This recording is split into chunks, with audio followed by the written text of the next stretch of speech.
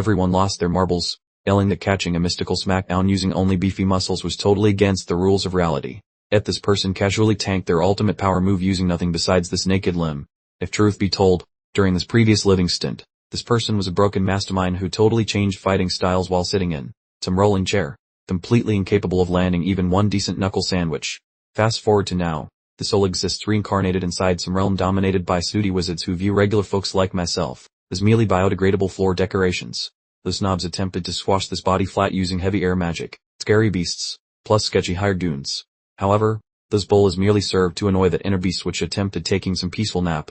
Observe this narrative regarding how this student dunked on every posh noble plus snagged the championship crown within the Conjure Sorcery Institute.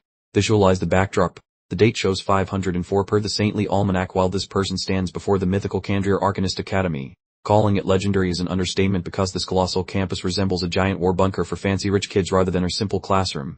So this boy remained at the grand entryway, absolutely floored by the immense scale. Despite being just a youngster, his features beamed with massive aspirations for all to witness since this represented the climax.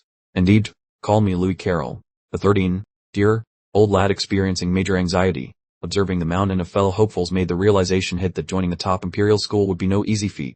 Suddenly a loud hollow pierced the internal monologue, mentioning the specific name. For a brief heartbeat the intense focus shattered as the buddy rotated to look back. Those parents, Julian and Liseller, came sprinting forward as if their souls were at stake. These two definitely defined supported despite being completely winded from the heavy jogging. The mother, Liseller, instantly activated maximum worry settings while fussing over the child. She started inspecting the identification papers and verifying the hair dye remained intact to prevent drawing unwanted attention. Mom seemed legit spooked, explaining that candidates have literally perished during these examinations previously. She fretted that if someone targeted the boy due to those unique hair and eye shades, the situation might turn sour.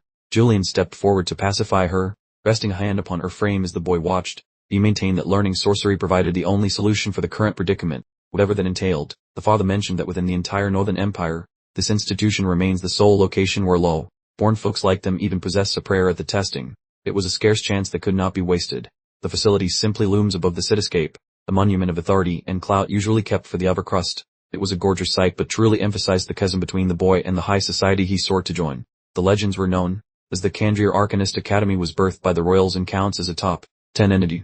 It is essentially the Ivy League of sorcery featuring far more murderous entrance trials, and this was only the first step. Pictures of the legendary masters teaching here have been seen, displaying some truly ridiculous mystic talents. That was the specific tier being chased, the absolute pinnacle of arcane brawling and wisdom. The school's background is mythical, celebrated for producing the mightiest grandmasters of the empire. A memory of her specific painting showing a flame-covered warrior battling a mob comes to mind. That was legendary. Within the past decade, the first time event occurred when several noble protectors actually graduated from these halls. It served as the ultimate zero hero tale and fueled the fire of this determination. Often the mind envisions it, the dark shape of her god, like mage, a sign of the peak strength waiting for those surviving the drills. Most former students become the icons of the following year and the boy had her join them. Farther positioned those spectacles with a cocky grin, clearly feeling smug about the boy's ceiling. He was certain this provided the perfect setting to finally trigger those dormant sorceress talents. Every bit of effort was pledged, announcing at that moment that achieving the highest rank remained the solitary goal. This was not solely concerning fame, though a much more profound purpose existed beneath that intense stare. A terrifyingly intense look appeared on my face, a grim promise to get stronger and snatch back the orphanage from the church's clutches. I was not messing around. I had a mission and 0% chill left in the tank. My mom looked genuinely startled by the sudden, serious attitude radiating from my being. She recognized I was carrying a weight much heavier than the typical teenage angst or homework anxieties of her 13-year-old. Julian tried to comfort her, insisting she was doing more than enough for all the children under her care and praising her as a reliable mother. But I could still see the worry flickering stubbornly behind her gaze. I offered my mom a gentle smile, assuring her I owed my very existence to her kindness. It was a touching scene, though she couldn't possibly know how literally true my statement was. Since fate had a different kind of plot twist in mind for me, then the memories flooded in, a flashback to my former life, lying in a hospital bed, completely dependent on a respirator. It turned out I had been a brilliant mind who dreamed of becoming the ultimate fighter, trapped inside a body that couldn't even breathe on its own. Despite my severe physical limitations, my passion for martial arts refused to die out. I spent countless days in that wheelchair, obsessively researching fighting theory on a computer until I was considered a top-level scholar in the field. My extensive research completely revolutionized the modern martial arts industry, effectively bringing the entire field back from irrelevance. I was an absolute legend in the academic world, despite being physically incapable of throwing a single effective punch. But ultimately, All that fame and glory were completely meaningless. I was just a terminally ill person with a failing body, regardless of how much theoretical knowledge I managed to cram into my brain. I recalled how my biological parents from that life eventually chose to abandon me entirely. They left simply because I had become too much of a financial burden on their resources. This definitely qualified as a top-tier tragic backstory. When I finally passed away, I felt nothing but a complete burden. The memory of their departure remains clear, and the emotional pain of being left behind surpassed the physical agony of my illness. I simply longed for a healthy body and a life that truly belonged to me. Right at the moment the heart monitor finally flatlined, my final, dying wish was remarkably simple. All I truly wanted was a healthy physical form and a family that genuinely loved me. It was essentially the most textbook example of an anicaps plot setup. Honestly, the fact still hits me pretty hard sometimes. And just like that, I found myself reborn in the town of Manila within the northern Kandrir Empire. The sun was shining brightly, and everything in the town looked incredibly peaceful, which was a significant improvement over the sterile hospital room where I had just died. Yahello was the one who discovered me as an infant. I clearly remember people cautioning her that my strange hair and eye color were signs of misfortune, but she completely ignored all those warnings, only seeing a child in need of shelter and care. Despite being only an infant, I was experiencing a major existential crisis. I couldn't figure out why I hadn't stayed dead.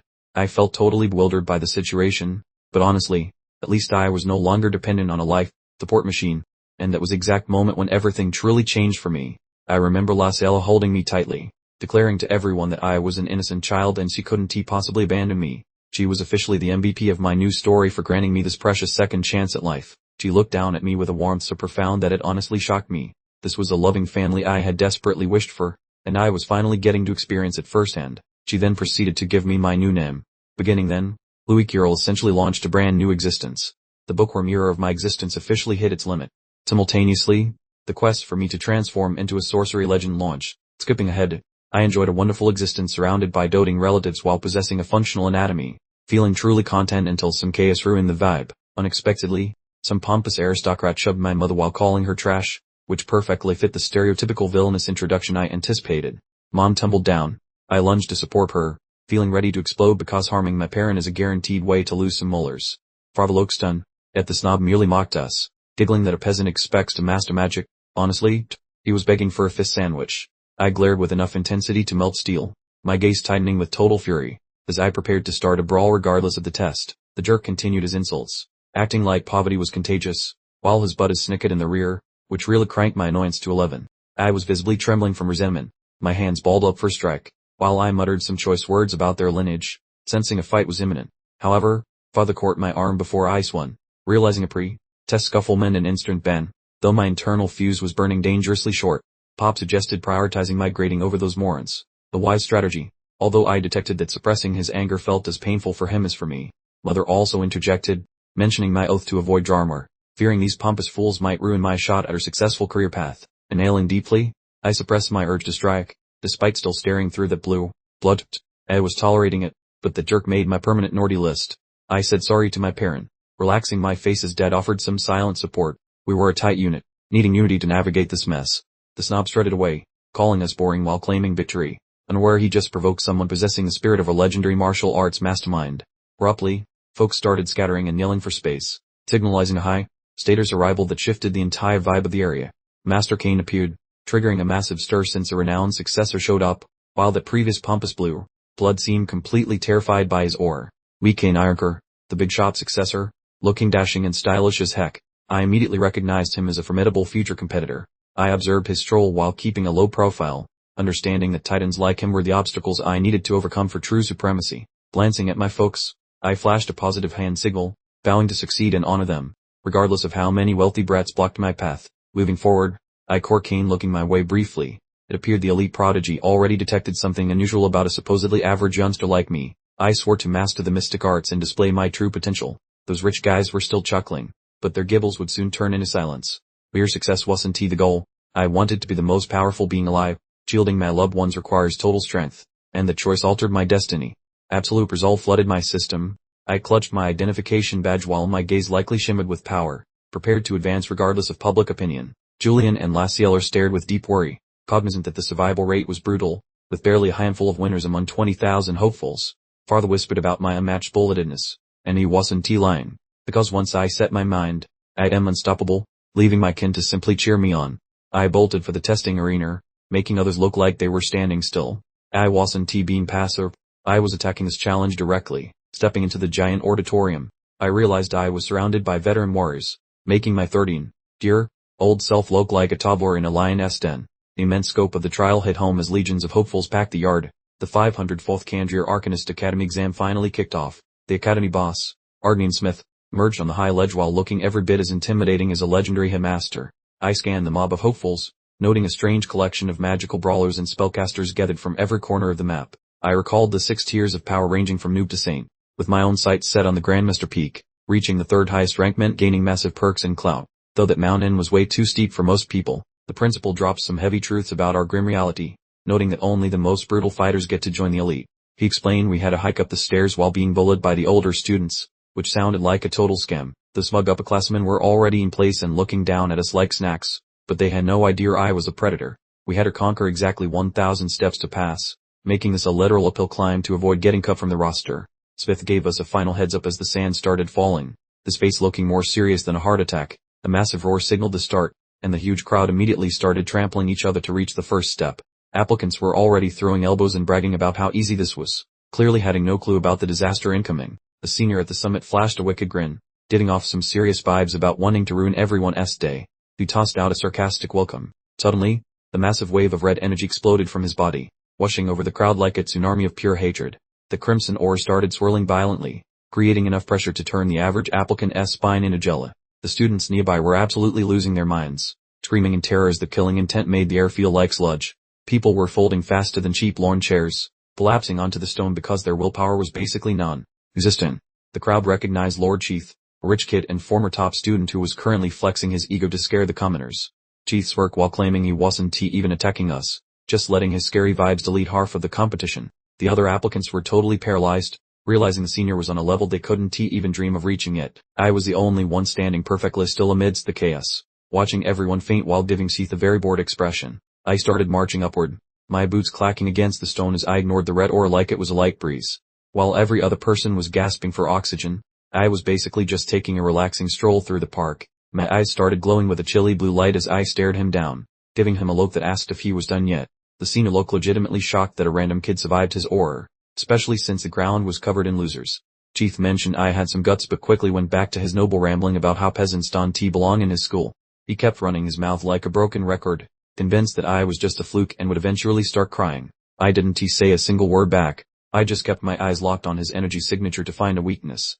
His eye started twitching because he couldn't break my spirit, so he decided to crank up his power even higher, screaming that he would make me crawl. Cheath fired a massive pillar of red light that felt like a total case of overcompensation. The crushing force actually turned those poor kids into human pancakes right on the steps, proving they were merely toddlers playing dress. But compared to a genuine warrior, my luscious locks danced wildly while I stayed rooted like a stubborn oak in a hurricane, making Cheath wet his pants as he realized I was totally bored. I chimed in with a snarky grin, asking if his spooky vibes were just for show, since they might scare babies but felt like a gentle tickle to me. A flashback hit me of my younger self standing over corpses in a gloomy woods, reminding me that Cheath's magic shows were just pathetic glitter compared to real war. I blasted forward with a neon glow surrounding my frame, deciding that playing hard to get was over and it was finally time to ruin his afternoon. My eyeball ignited like a blue stove burner while I zoomed past everyone's vision, leaving the crowd rubbing their eyes in disbelief at the sheer absurdity of my speed. That older student scrambled to glow red like a nervous tomato as he braced for impact, finally realizing he messed up. Oh, his realization came way too late. Flashing a devious grin, I informed him that I possessed decades of combat trauma packed into this tiny teenager, and I was ready to share the pain. I vaulted upward with enough power to turn the pavement into gravel, soaring toward the top landing like a caffeinated missile with a very specific crutch to settle. My fist pierced his ruby-colored shield like a hot knife through butter, demonstrating that my stubbornness was far more potent than his sparkly little magical barriers ever were. I coiled my frame like a spring before unleashing a legendary haymaker, using master-level physics to ensure the sit would be remembered by his ancestors for generations. I warned him that he was about to learn the definition of terror, letting my energy erupt while my eye beamed like a lighthouse of impending doom. The collision was nuts, triggering a strobe light effect of sapphire and ivory that probably rattled the teeth of everyone standing within a 3-mile radius of us. The crowd stood there catching flies with their open mouths, witnessing a puberty-stricken middle schooler absolutely wreck a supposedly elite upperclassman without even breaking a single sweat. The smug expression folded faster than a lawn chair as my knuckles met his chin, replacing his ego with a very vivid and painful lesson in humility. My hand kissed his mandible with such grace that the air itself vibrated, providing a cinematic moment of pure joy for anyone sick of his royal brat routine. He sailed through the clouds while I struck a pose like a total legend, leaving the onlookers mumbling about how a literal child just turned a senior into a projectile. I touched down with style, resetting my face to its default resting murder mode because I was already bored of this loser and hungry for the next victim. That older brunette student watched me leave while trembling like a fallen leaf, finally grasping that this regular peasant was actually God, though destiny was currently sharpening its knives for him. Rumors spread like wildfire when people noticed I hadn't used a single spell, realizing I just crunched a wizard and labeling me a terrifying freak of nature. I strolled away without checking the damage behind me, keeping my eyes locked on the summit because nothing was going to stop my inevitable climb to the top. I spotted the giant scoreboard where future legends are listed, knowing full well that my name was destined to sit right at the peak like a king. A random hand lunged for a card on the table, indicating that the drama was cranking up and another fist fight was likely scheduled for the very near future. That same brown-haired dude lost his marbles, shrieking like a banshee because he couldn't handle the fact that a lowly peasant was making him look like a chump. He swung a glowing crimson heavy hitter aimed at my spine, trying a cowardly sneak attack that looked about as safe as juggling chainsaws during an active earthquake. I felt his saltiness coming from a mile away and shifted into a guard, proving that my reflexes are tuned to a level usually reserved for divine beings. The thunderous crack echoed as I caught his scalded strike with just my arm, sending a blast through the area without needing a drop of Marner to help. The guy had a total meltdown, hollering about how I parried his ultimate move with pure brawn, unable to comprehend that my gym routine was clearly superior. Suddenly, Principal Smith appeared and touched the boy's shoulder, radiating a vibe so spooky and dominant that the entire brawl just evaporated into thin air instantly. Smith explained that their fancy school treats everyone the same regardless of their bloodline, reminding them that monsters don't care about your family tree when they eat you. That older student finally caved, lowering his head while I offered some polite thanks to the boss, as both showed great class, proving why Smith is the one running this show. The headmaster looked at me with a tiny grin and gave his congratulations. Taj, Louis Carroll. I cleared the opening round in a legendary fashion, though the party was just starting. After the initial trial, Smith pulled me over, staring at my strange hair and eyes while whispering that my look was quite worrying, since he clearly sensed something weird about this peasant kid. I kept my face down, hidden in the shadows while I listened to the leader, knowing my features were a total giveaway, but I didn't expect the big guy to notice so fast. I looked up with a sharp, questioning stare, asking what he meant, not because I was scared, but because I was curious why the Academy's most powerful man was getting so personal.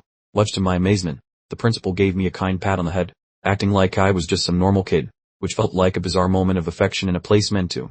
We cold, parted meat grinder. Smith turned serious again while leaning forward with a solution, saying if I got admitted, he would brew a magic potion to hide my traits. Though I questioned his agenda, I watched him leap, my thoughts already pivoting back to the contest, and while I had no idea what the boss was plotting, I had to pass first, so I checked my pulse for the next test.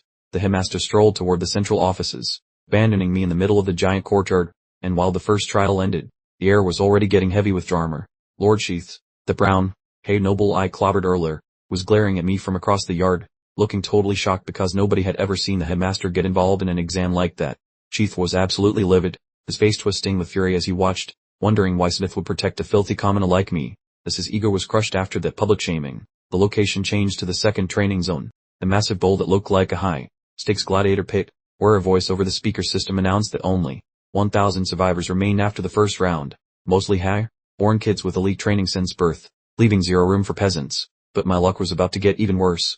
Sheath and his little group didn't wait, coming straight for me again to hunt for a rematch, having not learned a thing while looking ready to cause trouble before the test even started. Sheath got close with an evil smile, muttering that nobody would save me this time, as he was sure I only made it through the first part because of a lucky save by the boss, who shouted, calling me a gross peasant and totally losing his composure, trying to act tough in front of the crowd, but he was really just making a huge scene. I didn't even blink, just staring back with a bored look like I'd heard it a million times, having survived much worse things in my past life than a brat's tantrum. Sheath's crony supported him, cackling while pretending to be major players, and one minion sneered that without the headmaster's help, I would have been booted out hours ago. I finally broke my silence with a taunting grin, calmly mentioning that honestly, Sheath was a total moron, and by calling a noble an idiot in public, I was being an absolute savage. That insult hit Sheath like a physical slap, leaving him totally stunned, as he never expected the trash he was bowling to torque back with so much audacity and power. I added that the old master has way better taste than them, my eyes flashing with a scary light, basically telling them they were too dumb to understand the principal's interest. Sheath cracked, squeezing his hand as red energy exploded around him, and he screamed, asking if I wanted to get wrecked right now. Ignoring every single rule in his mindless, I merely offered a cold, bored smirk, basically begging the fellow to try something. knowing full well I could finish this whole fight with just one quick move. Chief's eye was practically popping out from rage as he got ready to swing. Having lost all composure, which in this academy is the first step toward a very painful loss. Screaming that he'll do it, Chief threw a powerful punch covered in destructive energy, wanting a one-shot kill, but his move was way too predictable, and when his world flipped, my eyes narrowed, my focus becoming intense as I tracked his fist, having seen millions of strikes like this in my research, so to a real fighter, they look like an amateur. Chief's hand whistled through the air, aimed right for my face, and he put his whole soul into this strike, but he was about to learn what happens against a technical master. I didn't move away. I struck back, and using only 2 fingers, I hit a vital spot, making the entire power of his punch vanish in a single instant. Chief locked up, his eyes bulging with terror when he realized his muscles wouldn't move, panicking as he stayed completely frozen, paralyzed by my flawless and precise counter. I gave him the final touch, my fingers shining with focus power, using a meridian severance spiral point strike, which was just pure martial arts that ruins his energy flow. The force arrived silently yet was utterly ruinous, unleashing a colossal seismic jolt the moment our fists met.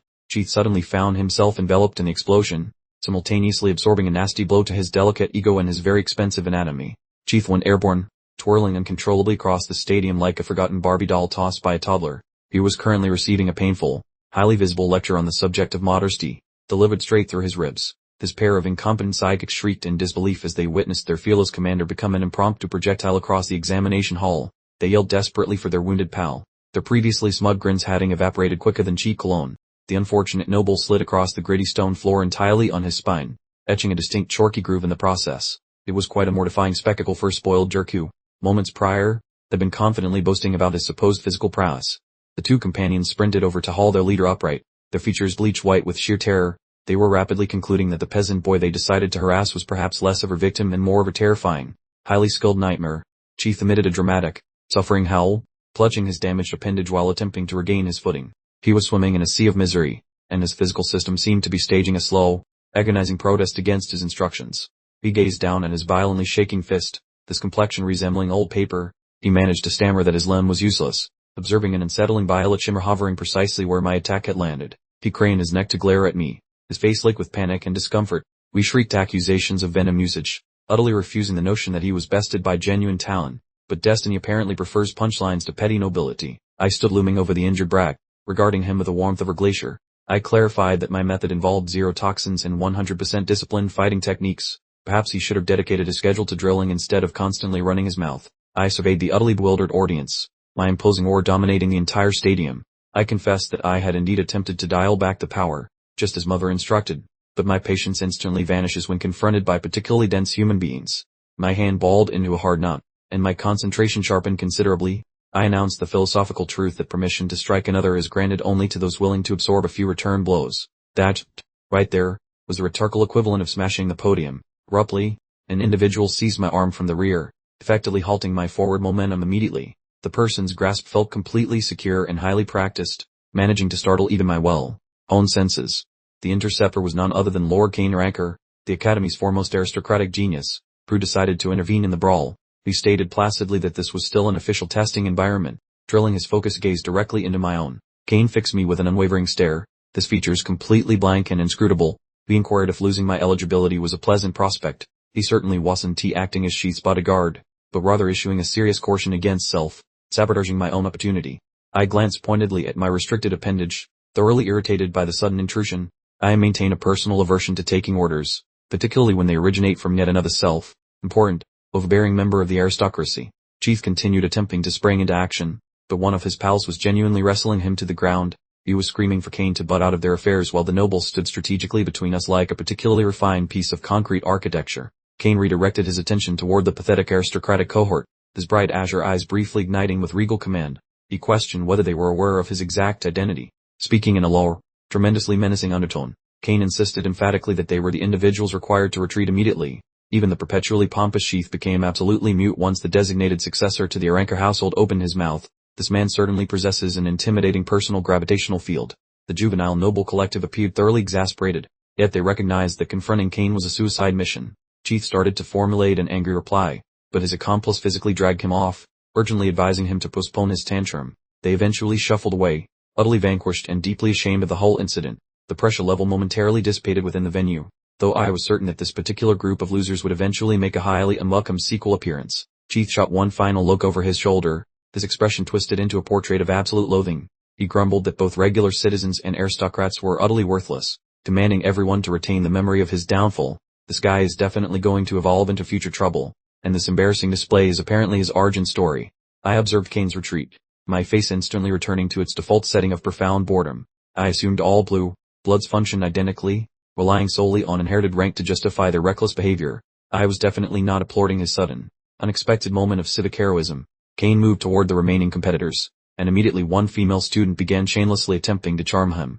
She inquired whether he possessed notable strength and bravery, but Kane simply strode onward, prioritizing the completion of the assessment. A sizable cluster of young women were already performing intense adoration, their faces flushing red and their voices hushed as he passed by. Kane was clearly designated as the ultimate shining star of this institution, and his official academic enrollment had not even begun. Potential students were practically engulfing Kane, pleading fervently for him to join their group for the upcoming evaluation. Representatives from the Node and Shi lineages, essentially everyone present, desired a favorable relationship with the Aranker successor. A pair of spectators in the throng were commenting on how Kane was merely 13 years old yet possessed such phenomenal ability.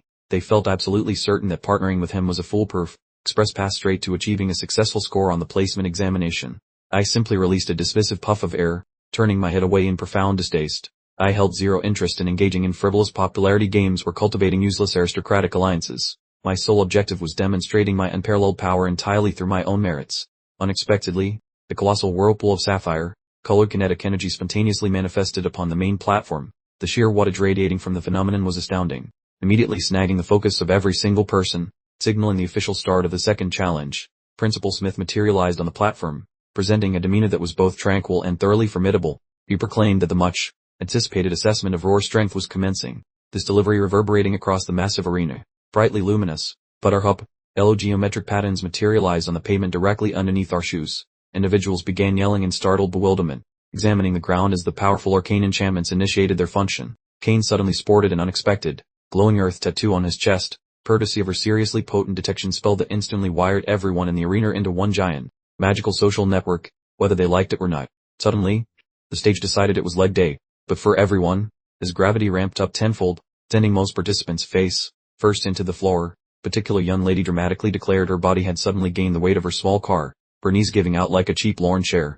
The colossal, luminous enchantment, practically vibrating with untamed energy, bloomed across the whole floor, signaling some seriously elite earth magic was now in play. Plurally, this magical torture device was engineered to filter out anyone who wasn't built like a brick outhouse, both in body and mind. They had no idea the actual fun was just beginning. Principal Smith remained utterly unflustered, like a statue amidst the crackling electric atmosphere, casually informing us that our upcoming brawls would unfold right here, under the weighty influence of this earth magic. Essentially, he declared, this trial was less an exam and more a Darwinian obstacle course with extra protein powder. Even the notoriously pompous aristocrats, chief among them, were practically purple-faced and wobbling like newborn giraffes, battling desperately to avoid an unscheduled nap on the floor. They collectively moaned that this unbelievable grandmaster-level earth magic was simply rude, noting their supposedly elite training was barely sufficient to prevent full body collapse. Suddenly, a shout erupted from the stands, demanding everyone witness a certain someone just meandering about, completely unfazed. As everyone shifted their gaze, their expressions melted into utter disbelief, jaws practically hitting the floor at the sight.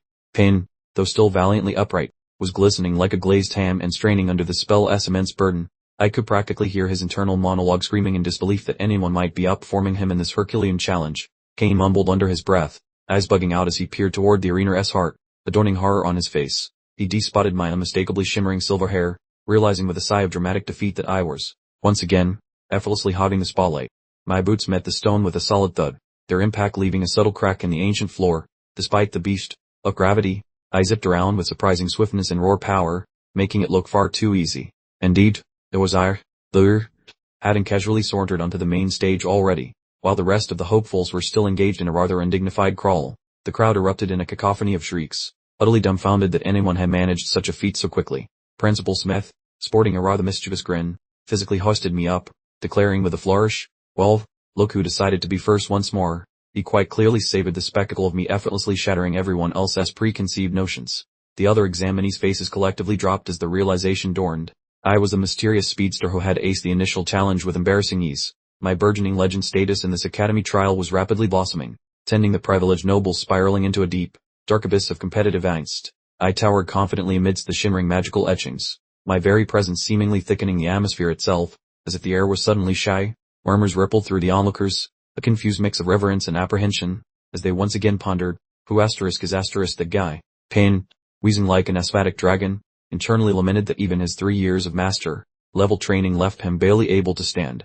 A quick glance at me solidified his sinking suspicion. The skill difference between us was likely far grander than his ego had previously allowed. The principal's booming voice echoed across the arena, a stark pronouncement cutting through the heavy air. He declared, with finality, that only examinees currently defying gravity would participate in the next challenge, summarily eliminating about half the initial applicants from the running. Smith, with a dramatic flourish, snapped his finger, summoning a vortex of swirling, cerulean magical energy right before him. He was clearly gearing up to unveil the next phase of this delightful little exam. And I, for one, harbored no illusions about it being a cakewalk. What transpired next left even the skeptics utterly flabbergasted. Right beside me, the brilliant blue magic circle shimmered into existence. It honestly felt like the Academy, in a moment of pure favoritism, was found, delivering all the precise magical tools I needed to effortlessly crush this upcoming challenge. Then, as if summoned by an invisible, enchanted shopping spree, a shimmering rack laden with glowing weaponry, swords, axes, and staves, flickered into existence from nothingness. Smith casually gestured, informing the participants that a fine selection was available for those wishing to equip themselves, just in case they preferred not to face the next stage bare. Panted, the dazzling, gravity-defying swirl of spinning swords then ascended into the air, their polished blades shimmering as they danced above the stage. Though a truly beautiful magical spectacle, its ultimate purpose was undeniably, purely, and brutally combative. My hand instinctively shot out, plucking a rather unassuming wooden training sword from the array with uncanny precision. There was no dithering, no agonizing over choices, simply the natural reflex of a seasoned fighter selecting their implement and preparing for the inevitable fray. Standing there, brandishing a pair of swords, I proudly projected the image of her battle, hardened old-timer, utterly primed for conflict. Forget the opulent staves or cumbersome axes. All I truly required was a sharp edge, or two, for the impending slicing and dicing, while others strained, grunting and panting like they were moving mountains just to heft their chosen weapons under the crushing gravity. I, on the other hand, carried on looking like I was merely enjoying a leisurely morning stroll. Principal Smith surveyed the dwindling pool of applicants with a gaze as unyielding as granite, before flatly declaring that we were, in fact, prepared, and it was time to unleash the examination. In that very instant, the arena officially devolved into utter, magnificent pandemonium. Smith, with another sharp crack of his fingers and eyes burning with an almost unnerving energy, loudly proclaimed the immediate release of the bound slimes. Slimes. Seriously, my brain immediately concluded that this whole affair was rapidly descending into a suspiciously familiar, level RPG opening sequence. A creepy collection of dark holes suddenly gaped open in the arena's ceiling, staring down like a swarm of angry, ancient eyes. Something was definitely about to fall, and I had a distinct feeling it wasn't just a refreshing drizzle. The other examinees craned their necks skyward, clutching their weapons like security blankets. Utterly baffled, one brave soul even piped up, precisely what are bound slimes. Meanwhile, I simply kept my gaze glued to the ceiling, every fiber of my being screaming an urgent, primal warning. I roared a desperate warning, my heart, like eyes instantly snagging a sudden, ominous movement. Of course, I was the sole genius to deduce that the approaching danger wasn't coming from the sides, but rather, straight down from the ceiling. Then, hundreds of glowing, blue blobs began raining down from the ceiling like a slimy meteor shower. Someone belatedly shrieked, "Look, things are falling." But by that point, simply standing around contemplating physics was remarkably poor strategy. With a grotesque splat asterisk, a single slime scored a direct hit on an unfortunate examinee who had apparently paused for a quick philosophical debate. The iridescent blue goo instantly engulfed him, confirming my suspicion that these seemingly innocuous blobs were far more menacing than their goofy appearance suggested. One particularly inquisitive slime landed right before me, a rather adorable, undeniably squishy, cerulean blob adorned with surprisingly large, completely blank eyes. I mentally confirmed, these must be those infamous bound slimes, not for a single second allowing my battle-hardened defenses to waver. The gelatinous blobs were quickly turning the arena into a bouncy castle. The rules were surprisingly straightforward. Take a hit for 1 point, perform a snappy dodge for 2, and completely annihilate 1 for 5. This was a true point grind in a strange gravity field, but the unique choice I was about to make would utterly redefine my future. Principal Smith observed the carnage from his elevated viewpoint, wearing a perfectly chiseled expression of utter detachment. He sternly reminded us that exactly 100 students would move on to the third phase, meaning the stress levels were currently high enough to shatter titanium. Surveying the ensuing pandemonium, I let my gaze sharpen like a newly whetted blade. I quietly reflected that only a mere century of us would progress, understanding that flawless execution was the only way to lock down my qualification for the subsequent trial. A single, glistening slime emitted a gentle squeak as it rebounded from the ground, While it appeared as innocuous as a jelly dessert, in a high-ranking institution like this, underestimating any sticky puddle of goo means you're inviting a full-blown existential crisis. The pair of blue-blooded nobles leaned back, observing the jiggling creatures with utterly disdainful grins. One hotly declared the slimes looked intellectually challenged, and his friend pompously agreed, assuming these were mere entry-level foes, making them gloriously easy to vanquish. Cue the dramatic irony. One overconfident fool dashed headlong into the fray, his enormous sword held high above his head. He bellowed that this was clearly going to be the simplest 5 points of his life, practically savoring the win, completely oblivious that our sticky, gelatinous lap of reality was rapidly approaching. He channeled every ounce of his considerable muscle mass into a powerful downward slash aimed at a plummeting slime, dramatically shouting for the blob to accept its doom. However, the squishy target suddenly executed a mid-air maneuver that contradicted every law of standard monster physics. The slime performed a dazzling aerial elevation, completely sidestepping the huge weapon as its malleable body fluidly twisted and contorted with surprising grace. Let me be clear, these were not the generic, sluggish puddles of goo you read about in textbooks. These were agile, intelligent ninjas in disguise. The privileged student hadn't even finished processing his missed opportunity when the slime launched its devastating counter-offensive. The blue menace shot directly towards his noble visage like a highly motivated, sticky torpedo, leaving him utterly without a moment to raise a defensive shield. The noble's features instantly transformed into a textbook definition of utter terror as the goo rapidly approached. He had the sudden, dreadful epiphany that he was currently prey, having wildly miscalculated who the predator was in this little dance. The blob connected right on his mud with a satisfyingly wet smack sound. It was such a severe, humiliating collision that I'm quite certain it managed to fracture his aristocratic schnoz and simultaneously obliterate his fragile ego. The entitled student tumbled onto his backside while the slime cheerfully caromed away, sounding oddly satisfied with its work. Somewhere nearby, another applicant shrieked in genuine astonishment, horrified to witness a supposedly superior peer defeated by glorified, sentient gel, though, suddenly, an absolute deluge of additional slimes began plummeting down, impacting the hard floor with deeply concerning thump noises. The testing area quickly escalated into a chaotic battlefield composed entirely of bouncy, devastating, blue caves. An individual frantically pointed toward the ceiling, shouting a warning that the bouncy downpour was unrelenting. The candidates were now tripping over themselves trying to evade the assault, their earlier cockiness vanishing faster than free pizza, marking the moment their entire worldview shifted dramatically. Utter pandemonium exploded as countless hopefuls suffered direct hits from the sticky, water, balloon assaults of the slimes. One unfortunate soul let out an anguished howl of pure defeat as they were pancaked flat against the stone, officially signaling the depressing conclusion of their academic career.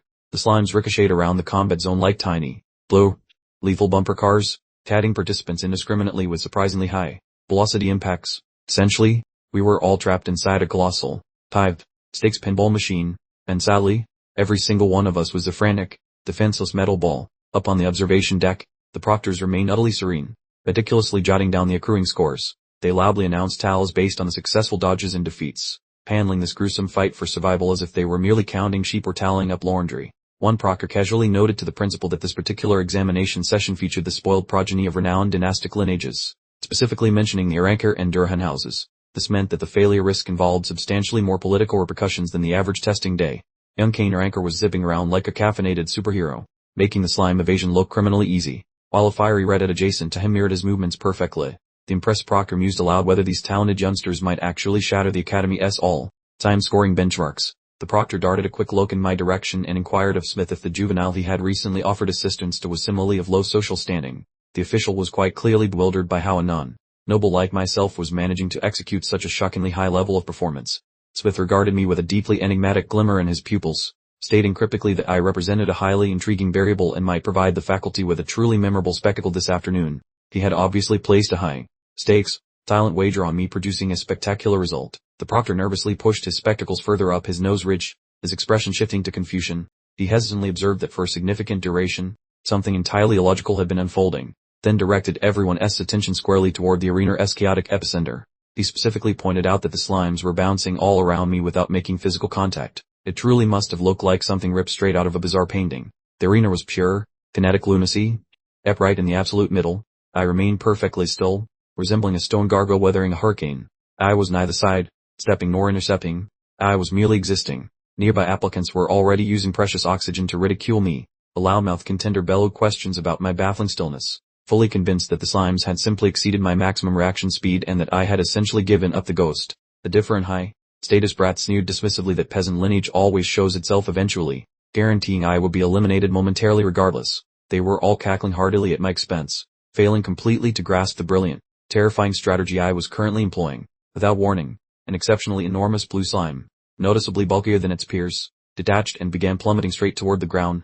This monstrous, gelatinous projectile was targeted directly at my skull, accelerating downwards with unnervingly high velocity. I kept my eyelids firmly shut, maintaining my position as the gigantic blob consumed the remaining spatial gap. Was this the final, pathetic act of surrender, or was I expertly timing the infinitesimal split second needed for maximum impact? The real test was just starting. I maintained my statuesque posture, exhibiting total tranquility even as multiple Asher blobs screamed toward my body. I didn't spare them a single glance, my concentration entirely focused internally, gearing up for an imminent burst of acceleration so ludicrously fast it would short-circuit the observation deck's mental capacity. With a dazzling, momentary flicker of azure light, I executed a series of precise evasions, my blinding speed causing residual trails of motion to hang visibly in the air. The remaining contestants could only stare in utterly stupefied amazement, their jaws slackened by the unbelievable, physics-defying agility displayed by the supposed commoner. A certain fancy-pants student shouted out loud, clearly baffled by how I managed to duck that shot, while another looked equally flabbergasted, certain there was zero chance I could have slipped that very close encounter. Another glob of goo zipped past, moving quicker than a skyrocket, yet next to my internal clock, it appeared to be moving at the pace of drying pain, because my awareness operates on a totally different frequency. That ooze I just sighed, steps back onto the dirt floor with a dull, heavy splat, kicking up a tiny cloud of grit, but I was already sliding into a better position, my gaze hunting the next threat before the first one settled down. Take a peek at that stern expression, pure frozen granite determination. I gave a quick sighed, glance, my own face betraying almost zero exertion as I geared up for the subsequent onslaught. The atmosphere above the arena was literally showering us with blue gelatinous blobs, falling in unnervingly straight, deadly paths, but I stayed firmly planted, my thoughts racing 100 leagues an hour while mapping every single trajectory. That conceited nobleman from before was back to his usual smuggness, grinning like a cartoon villain watching the sludge descend, positive that my demise was imminent, fully expecting to see me swashed flat. My features were set in an almost meditation-like placidity, my eyelids slightly drooped as I sank into a profound level of concentration. Because this level of skill stems from training that would make a normal human expire, I briefly shuttered my eyes, effectively unplugging the visual input to crank up the volume on my other senses and my cognitive horsepower, entering the hush right before the absolute chaos erupted. A sudden flashback struck me, the younger version of myself standing amidst a frosty, snow-covered fields, and a tiny imaginary speech bubble just said, "Perhaps chuck some stones about." My early years were certainly not mundane. Little did the world realize the future spectacle. A gaggle of neighborhood children stood there clutching pebbles, looking rather perplexed and slightly concerned, with one asking if I was completely serious, while another noted the distinct danger if one of those rocks actually connected with my head. Pidged, we just offered a soft smile, holding a tiny pocket watch, assuring them everything was under control, sporting a very I know something you don't know attitude as I explained I needed to test out a particular specialized maneuver.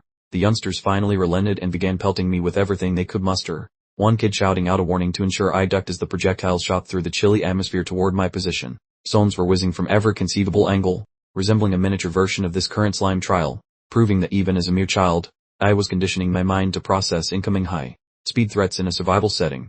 Back to the current moment, if you please. My left eye had adopted this incredibly focused, target-locking design that seemed to shimmer intensely within it. I mentally worked through my complex methodology right there. My goal was to condition the rapid transmission of impulses from my sensory processing center to my balance and coordination hub. Seriously, who needs to use just 10% of their gray matter, right? I could literally perceive the mental circuitry in my cranium igniting with fresh connections as I computed the incoming hazards instantaneously, transforming myself into a working, breathing calculation engine, sifting through information much quicker than the blink of an eye allows. Further mental imagery displayed the sheer, breathtaking intricacy of this process. I genuinely felt that if I could react immediately based on these lightning-fast sums, I should manage to shrug off any conceivable incoming offense. The initial step is gathering intel, so I remained fixed in the center of the ring, my brain eagerly vacuuming up data points from every single descending slime globule, feeling the pressure but thriving in this high-stake scenario.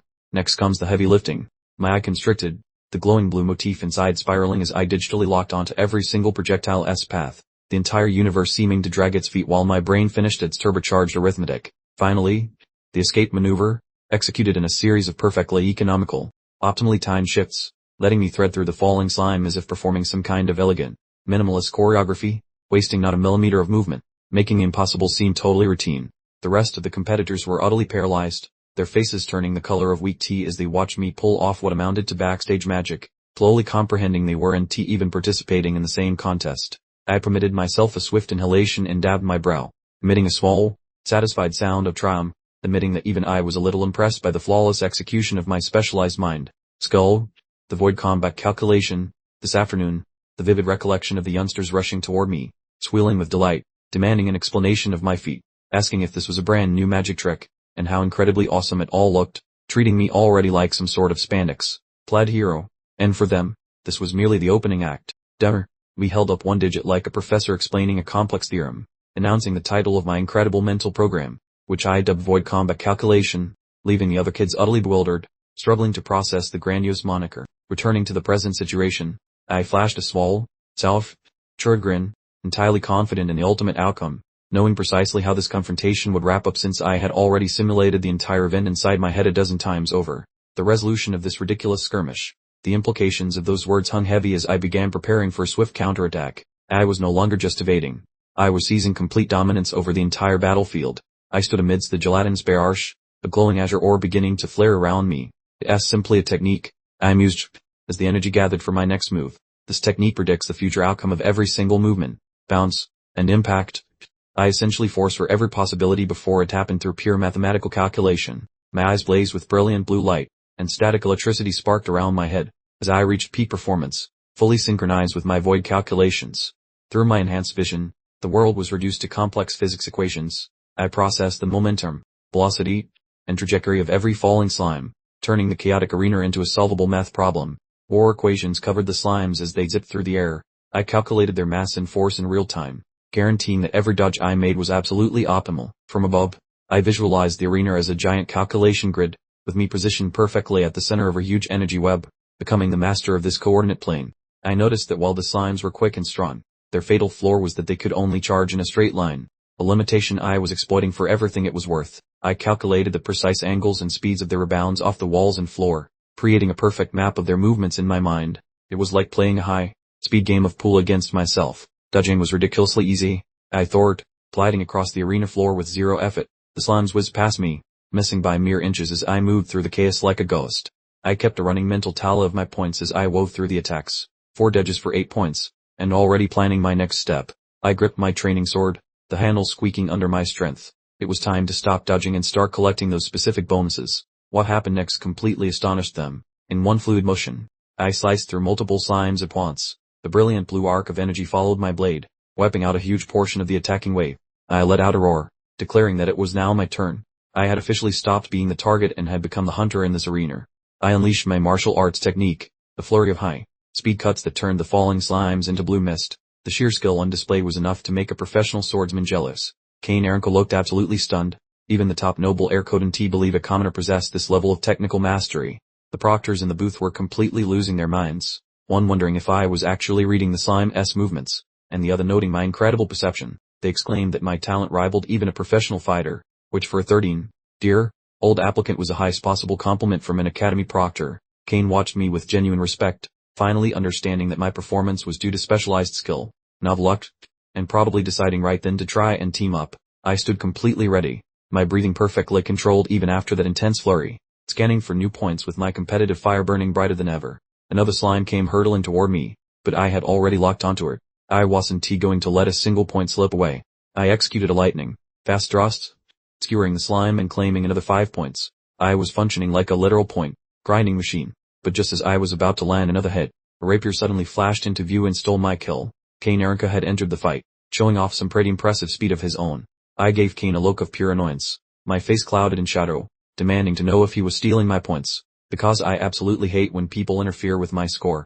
Kane just gave me a smug look, completely unconcerned, responding that he hadn't stolen anything from me, all while preparing his next witty remark. He flicked his rapier with practiced elegance, sending the vanquished slime flying away as he kept his eyes fixed on the rest of the arena.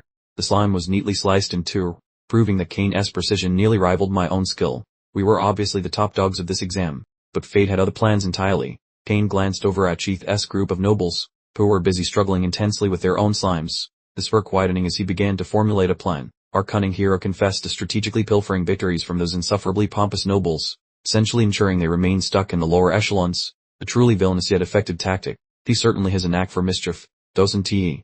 This fellow, Kane, introduced himself with a flourish, then casually inquired if I fancied embarking on a grand point, pilfering adventure as a team, a rather unexpected gesture from a high-ranking noble assigned to a mere commoner like myself. My face remained stubbornly unimpressed, a skeptical eyebrow probably doing Olympic gymnastics as I returned his gaze, simply unaccustomed to such bluntness from the aristocracy, and certainly not in the market for a new boss. I laid down a few non-negotiable stipulations, clarifying that my sole objective was reaching the absolute top, and furthermore, why not transform his cozy partnership proposal into a thrilling, bard scoring contest. Kane's gaze instantly ignited with a fierce flicker of a true competitor, and he practically dared me to unleash my complete might, evidently thrilled to finally encounter an opponent capable of genuinely challenging his impressive abilities. A mischievous grin mirrored his enthusiasm, and I remarked that he certainly exuded self-assurance regarding his prowess, adding that since he was so insistent, I was prepared to remove the metaphorical training wheels and demonstrate what genuine power truly entailed. The brilliant cerulean energy began to emanate from my limbs as I geared up for my subsequent action, the very atmosphere crackling with an undeniable electricity, signaling the imminent arrival of something utterly colossal. We stood back to back, a formidable pair, and I threw in a spicy condition. The loser obeys the winner. Pin, quite intrigued, noted that I was the very first person to ever make demands of him, which was saying something. The cowering minion of Sheath observed our display from afar, beads of nervous perspiration cascading down his face as the sheer magnitude of our combined power dawned on him, leading him to grumble under his breath, sensing their grand scheme was already unraveling. Lord Sheath, quite literally seething with rage, clutched his bow so tightly his knuckles turned ghostly white, while his cronies huddled, whispering about his directives. Now that Kane and I had joined forces, they were orchestrating a truly despicable ambush amidst the pandemonium of the exam. Sheath's lips stretched into a truly villainous shadow, cloak smile, signaling his full approval, confirming once and for all that this fellow was undoubtedly the most deplorable individual in the entire academy, poised to make our lives incredibly miserable. While a swishy, green blob of her slime came hurtling their way, Sheath's posse had completely abandoned all pretense of caring about mere exam points. Their singular, unwavering objective now centered entirely on annihilating Kane and me through any method conceivable. Sheath bellowed a furious command for them to proceed, simultaneously drawing his bowstring taut to its absolute maximum tension, clearly no longer interested in a mere slime, his unwavering gaze now firmly fixed upon me, and in that precise moment, the entire dynamic irrevocably shifted. I observed the projectile streaking through the air in a blinding blur, while Kane and I remained resolutely unmoving, and with a swift, deceptive peek over my shoulder, I instantly registered the menacing danger rapidly approaching. A veritable tempest of arrows descended upon us, launched by Sheath's rather enthusiastic entourage, but I was already casually peering over my shoulder, my astonishingly efficient brain rapidly crunching the numbers on these fresh, deadly flight paths. The deadly projectiles zipped across the open space, weaving a perilous tapestry of crisscrossing danger right in the arena's heart, clearly escalating far beyond mere unsportsmanlike conduct. This was a full-blown murder attempt masquerading as an academic assessment. Kane found himself utterly flabbergasted. A genuine expression of pure astonishment etched onto his features as a rogue arrow narrowly missed his ear, apparently having not anticipated his supposedly dignified noble peers would ever descend to such depths of depravity, especially with the principal watching. Sheath allowed himself a smug little smile, his hand already instinctively moving to grab another arrow, utterly convinced he had us trapped, and clearly relishing every single moment of our supposed predicament. Truly a delightful chap, that one, if you enjoy sheer villainy. But hold on a second, a casually dismissive, almost mocking sound escaped my lips, because I was intact, still upright, wearing the unmistakable expression which unequivocally declared I had just pulled off a feat of utter, delightful impossibility. Sheath's eyeballs seemed on the verge of launching themselves from their sockets as he let out a guttural shriek of pure, unadulterated disbelief, his gaze fixed on an act that, by all logical accounts, should have been utterly beyond the capabilities of a mere commoner youngster. I remained utterly unperturbed, casually cradling a handful of arrows, including those infused with potent energy, perhaps securely in my open palm, having effortlessly snagged a truly deadly magical assault as though it were nothing more than an irritating buzzing insect. Both Sheath and his bumbling henchmen were now positively drenched in nervous perspiration, sputtering incoherently as they grappled with the baffling reality of me catching arrows with my bare hands, their minds utterly failing to compute such an impossibly swift reaction time. I casually rejoined Kane, who worriedly checked if I was okay, but I simply shrugged it off, declaring Sheath and his pathetic crew to be pure garbage for their underhanded tactics, solidifying my position as, quite frankly, the calmest and most impressive individual in the entire room. Sheath was now utterly incandescent with fury, his hand visibly trembling as he notched his next arrow, then shrieked, demanding to know whom I dared call scum, his delicate pride finally shattering into a million tiny fragments, clearly intending to unleash a world of misery upon this impudent youth. Sheath dramatically deployed his patented maneuver, the double arrow edge, unleashing a pair of arrows wreathed in menacing, dark violet energy, which were definitely not your garden variety projectiles, but rather meticulously crafted to obliterate any rudimentary protective measures. Those ominous projectiles whizzed across the arena's expanse with uncanny precision, truly reminiscent of malevolent homing missiles, unerringly targeting both Kane and myself. Their sheer, unadulterated power coursing the very atmosphere to thrum with a palpable dark energy. Cain found himself desperately deflecting the mundane arrows with his elegant rapier, plainly overwhelmed by the sheer, relentless volume of incoming projectiles, letting out a genuine gasp as he belatedly understood he had severely misjudged the depths of Sheath's frantic resolve. Then, one of those sinister purple energy arrows suddenly materialized, growing ominously larger and devouring the intervening space in what felt like less than an instant, presenting a truly frightful tableau as it hurtled unequivocally towards an unescapable impact. Cain stood absolutely transfixed for a mere fraction of a second, his eyes impossibly wide as the malevolent dark air rapidly closed in on his chest, utterly immobilized by the shocking speed of the attack, making it seem like the final curtain call for the esteemed Rancor Scion. Abruptly, an immense surge of sinister, shadowy power detonated with a deafening roar, appearing to be a truly fatal strike, which left any observant bystander desperately pondering the fate of both our illustrious selves. The point blank explosion failed spectacularly to take me out. My hand was gushing blood after I caught that volley of high-speed arrows from the noble squad, while Cain looked horrified, realizing I took a serious hit to protect him. Cain yelled at me to check the wound, but I was already zoned in on a different problem. I narrowed my eyes, silver hair obscuring my expression as I coldly realized I was their actual target. Up in the observation deck, the proctors were sweating buckets of anxiety. One official noted that the attack clearly carried malicious intent and asked the principal if they should just disqualify the noble group immediately.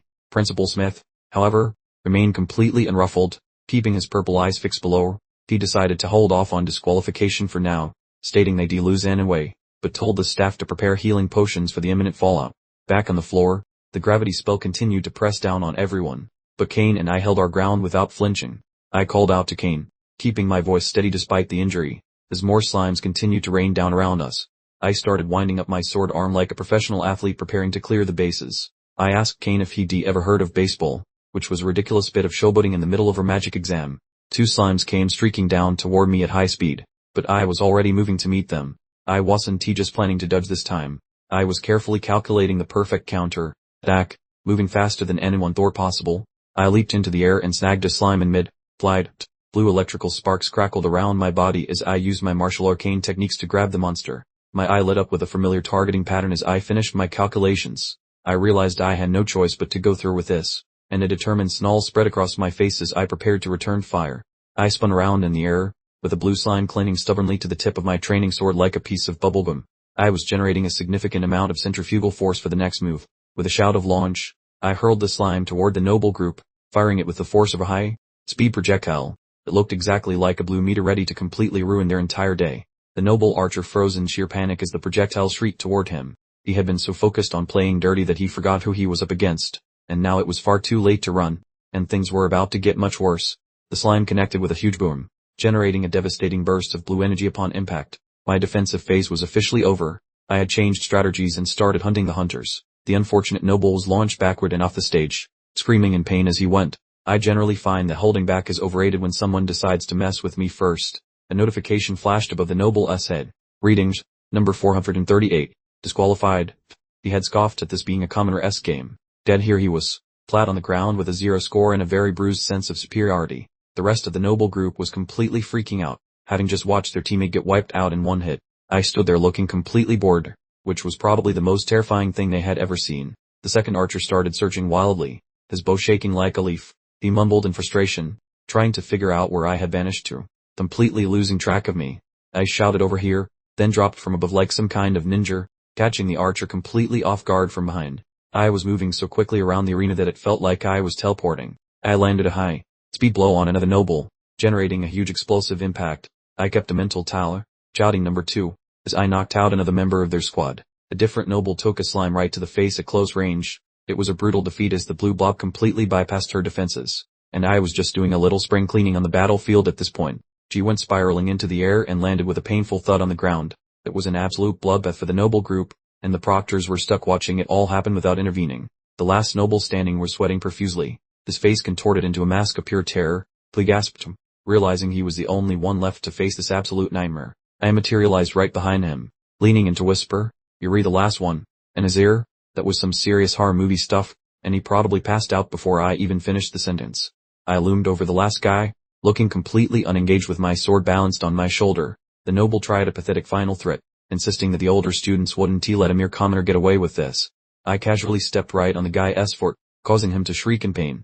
I said that must sting, with absolutely zero genuine concern, which was some peak petty behavior. and they still had no clue what was about to happen next. The noble tumbled backward clutching his foot, while Kane watched from a safe distance. Kane chimed in with "Be more careful next time." Clearly enjoying watching the snobby group get taken down a peg, Kane approached me with a friendly grin. He thanked me for covering him earlier and asked if my hand was alright, genuinely worried about the commoner who had just saved his skin. I glanced at my freshly bandaged hand and gave Kane a pointed grin.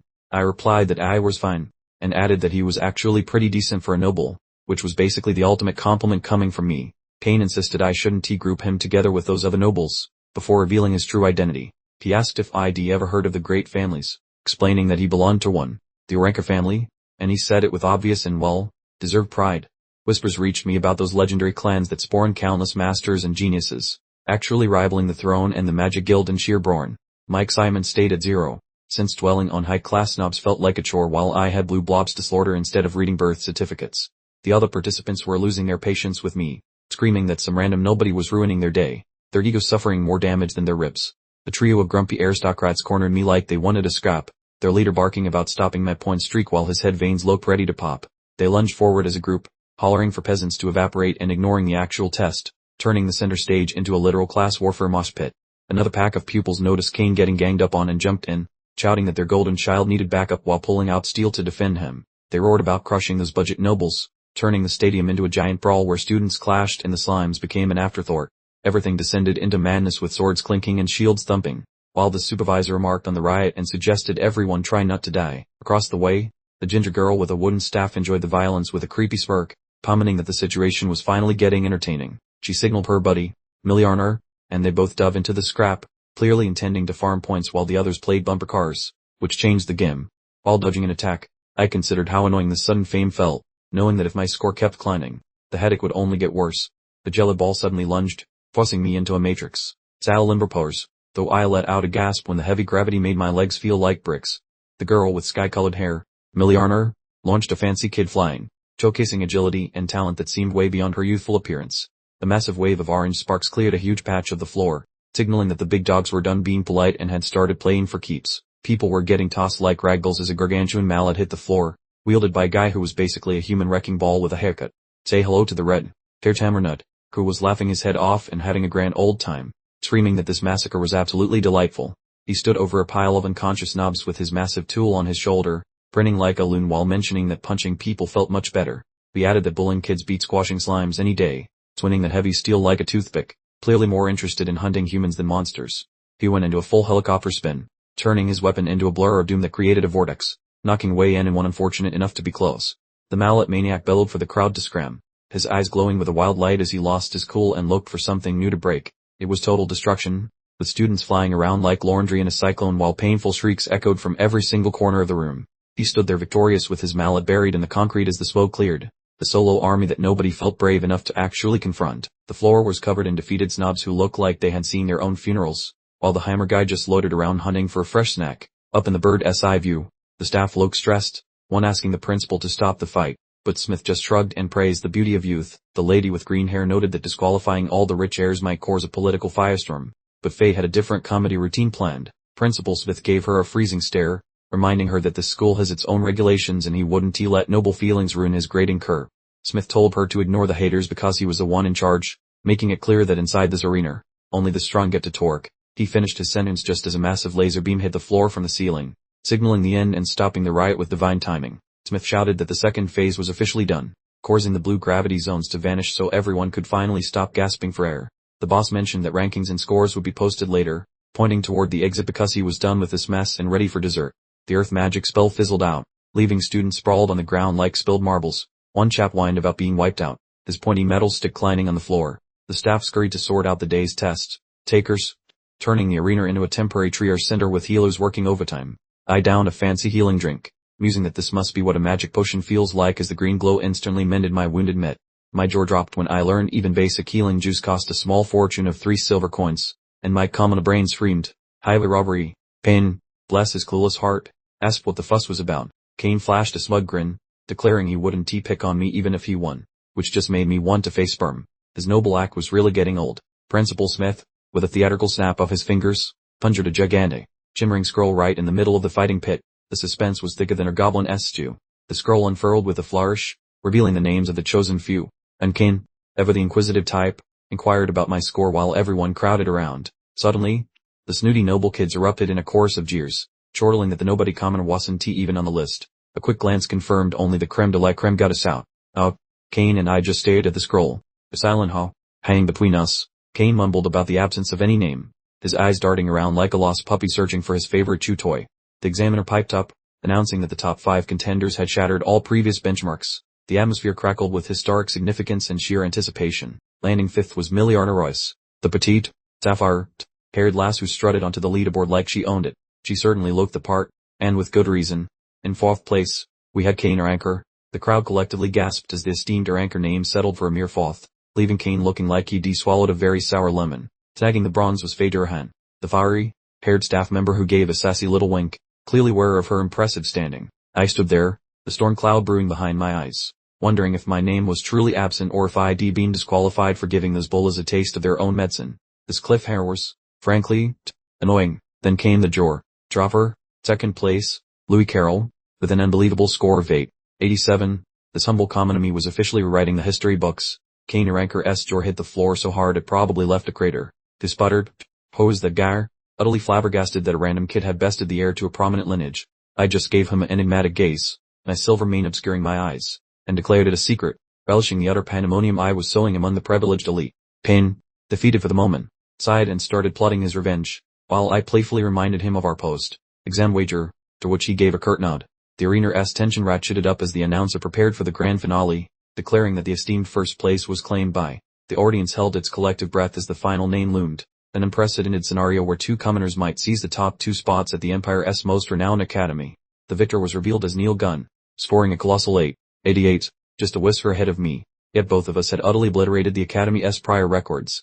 Neil Gunn, a formidable presence with fiery red hair and an untamed competitive spirit, grinned and challenged the newcomers not to bore him. The other students murmured in stunned disbelief, babbling about the massive dude and how 2 commoners had dominated, even outshining Faye from the esteemed Durhan clan. The old order was officially toast. Faye Durhan, the bronze medalist, cast a glance at young Millie Royce, who clutched her staff, clearly feeling the heat from the newly arrived powerhouses. Faye, the vision of noble prowess with her imposing sword, was already sizing up her rivals, secretly dreaming of her duel with someone as formidable as Neil. The slug nobles who had previously mocked me were now sulking in a corner, their wounded pride stinging as they grumbled about being bested by mere commoners.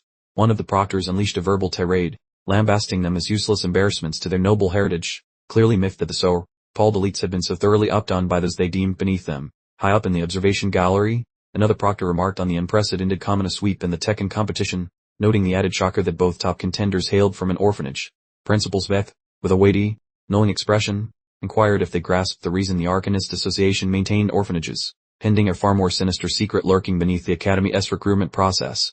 It was a striking tableau, Neil and I standing shoulder to shoulder, enveloped in auras of red and blue energy, a clear testament that true prowess knows no social boundaries, and we were living proof. Principal Smith spoke to the 1,000 leftover players, instructing the winners of round 2 to go to the following site, as the concluding part was going to be insane. Kane muscled toward me and observed that I nearly won, pondering which of us was superior, but I just offered a blurry shrug as we departed.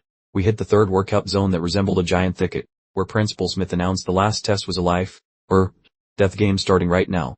While floating above like a grumpy celestial being, Principal Smith detailed the badge, snatching Royal Rumble, which felt like a playground game with much more bleeding. We started handing out sparkly yellow pins to the students, mentioning that older kids would use teleportation spells to dump us in random forest spots like unwanted laundry. Kane and I eyed our new trinkets while realizing the peril, since Principal Smith claimed the goal was grabbing every possible badge through any mean strategy we chose. Losing carried a heavy price, since anyone who dropped their token was booted out instantly, as this jungle had no interest in second attempts. The bid reward was unveiled, stating only the top 10 badge holders would get in, making the competition look impossible with thousands of us fighting for 10 spots. Our crew decided to split up, with Kane mentioning that high-ranked students were basically walking bullseyes, so I just promised to stay upright and breathing. I ended up alone in the brush clutching my token, realizing the school revealed our ranks just to make sure we were hunted like expensive steaks. Principal Smith shouted a final terrifying command to use our full power, obviously enjoying the social chaos he created, and this was only the start. He ordered us to stay alive until the finish because school entry was one win away. Then the scene shifted to the woods where the slaughter began. A heavy boot crushed the grass right behind my back, and a voice screamed for the commoner, showing me that trouble arrived before I found my bearings. The giant rich student with a massive hatchet showed up looking extremely angry, yelling that he caught me after I made his noble friends look stupid, and he seemed to want my head rather than just my pin. I gave him a chilly look from the corner of my eye, feeling zero fear but plenty of annoyance that my quiet morning was ruined by a loudmouth. The hatchet guy brought some buddies including an archer, and they chuckled about how my friend wasn't there to help me, thinking I was easy prey. I surveyed the creeps surrounding me while looking for a gap or a way to hit back, knowing I was outnumbered but already planning their downfall. The wealthy squad spread out to trap me in a clearing, the crossbow guy aiming his bow while the axe wielder prepared to charge like a bull. That was when I realized things were fishy, figuring the transport staff must have sold my location, meaning this was a head job rather than bad luck. The axe wielder shouted that the torquing was over and leaped into the air for a smash, putting his entire body weight into a strike meant to flatten me. He hollered for my death while slanting the blade down, but I just barely skipped away from the crash, the edge hitting the dirt where I stood. Two more aristocrats charged in with spears and blades, screaming that I wouldn't escape while trying to stab me while I was still dodging the axe. Moving like a lightning bolt, I jumped up and did a perfect backflip to evade several stabs and arrows. Since my speed was basically off the scale, I touched down softly but sensed a new danger coming. Looking behind me as a sudden glint of light caught my vision. I blocked a mid-air hit with my dull sword clashing against a shimmering green weapon, and through the sparks I saw I was fighting a pro, but things got even worse. I skidded across the turf with my blade out, wondering what that move was, as I was genuinely shocked by how fast that last strike moved. The axe guy got back up looking even more red-faced, screaming that I would perish and should just surrender, though he was clearly starting to panic. I had to defend from several sides at once, planking metal with three rich kids, the sound of combat echoing through the trees as I held them back. One noble tried to sneak around my side but I caught his blade, with sparks flying as I fought with a terrifying level of precision. Suddenly a bunch of glowing green daggers flew through the air, looking like high-speed wind sorcery that was zooming toward me very quickly. My optics popped wide when I realized it was time for another frantic dance. I clenched my jaw, my magnificent mind instantly running the complex math on these incoming annoyances. I flicked a troublesome air slice away with a perfectly timed countermove. It seemed I was facing the sequel, meaning we had officially upgraded from fisticuffs to serious, tived, octane wizardry. The posh wizard responsible for all the windy shenanigans let loose a rather unpleasant cackle, yelling that I should accept my fate. Thrilled that this lower budget peasant was apparently having a bad day, he bragged loudly, utterly stunned that a magically challenged plebeian like myself was still successfully ducking his aerodynamic ammunition. But really, he was only feeding my internal spreadsheet. I kept sashaying through their pathetic onslaught, employing movements so tidy they looked like minimal effort, causing the frustrated nobles to whine loudly that I simply wouldn't stop playing dodgeball. Stealing a glance at the glowing, tickly green exhaust fumes of the spells, I muttered that unfortunately, predicting wizard math wasn't in my skill set, uncovering a rather critical flaw in my cosmic algebra. I inhaled deeply, settling into the kind of focused expression usually reserved for tax season, concluding quietly that if this was the case, it was time to change the entire playbook. I conjured the ghost of her classic physical technique, deciding on the preemptive strike known as sen no sen, because sometimes you just have to return to the basics of being a world-class authority on fighting. My vision suddenly pulsed with an exciting, electric sapphire hue, as I announced my intent to weaponize my foe's own strength, the classic sign of a true expert who uses hubris as a demolition tool. The head honcho of the aristocratic squad was losing his patience dramatically, bellowing at his cronies to stop dithering and engage immediately, demanding the initiation of the grand finale attack. The entire posh party advanced simultaneously, a furious cyclone of sharpened steel and flashy spells rapidly closing the distance, confirming this was the final exam, and the atmosphere smelled distinctly of murder. I simply offered a dramatically unimpressed sigh, letting a dangerous little smirk settle onto my lips, confirming I wasn't merely prepared. I had practically sent them a personalized invitation for this moment.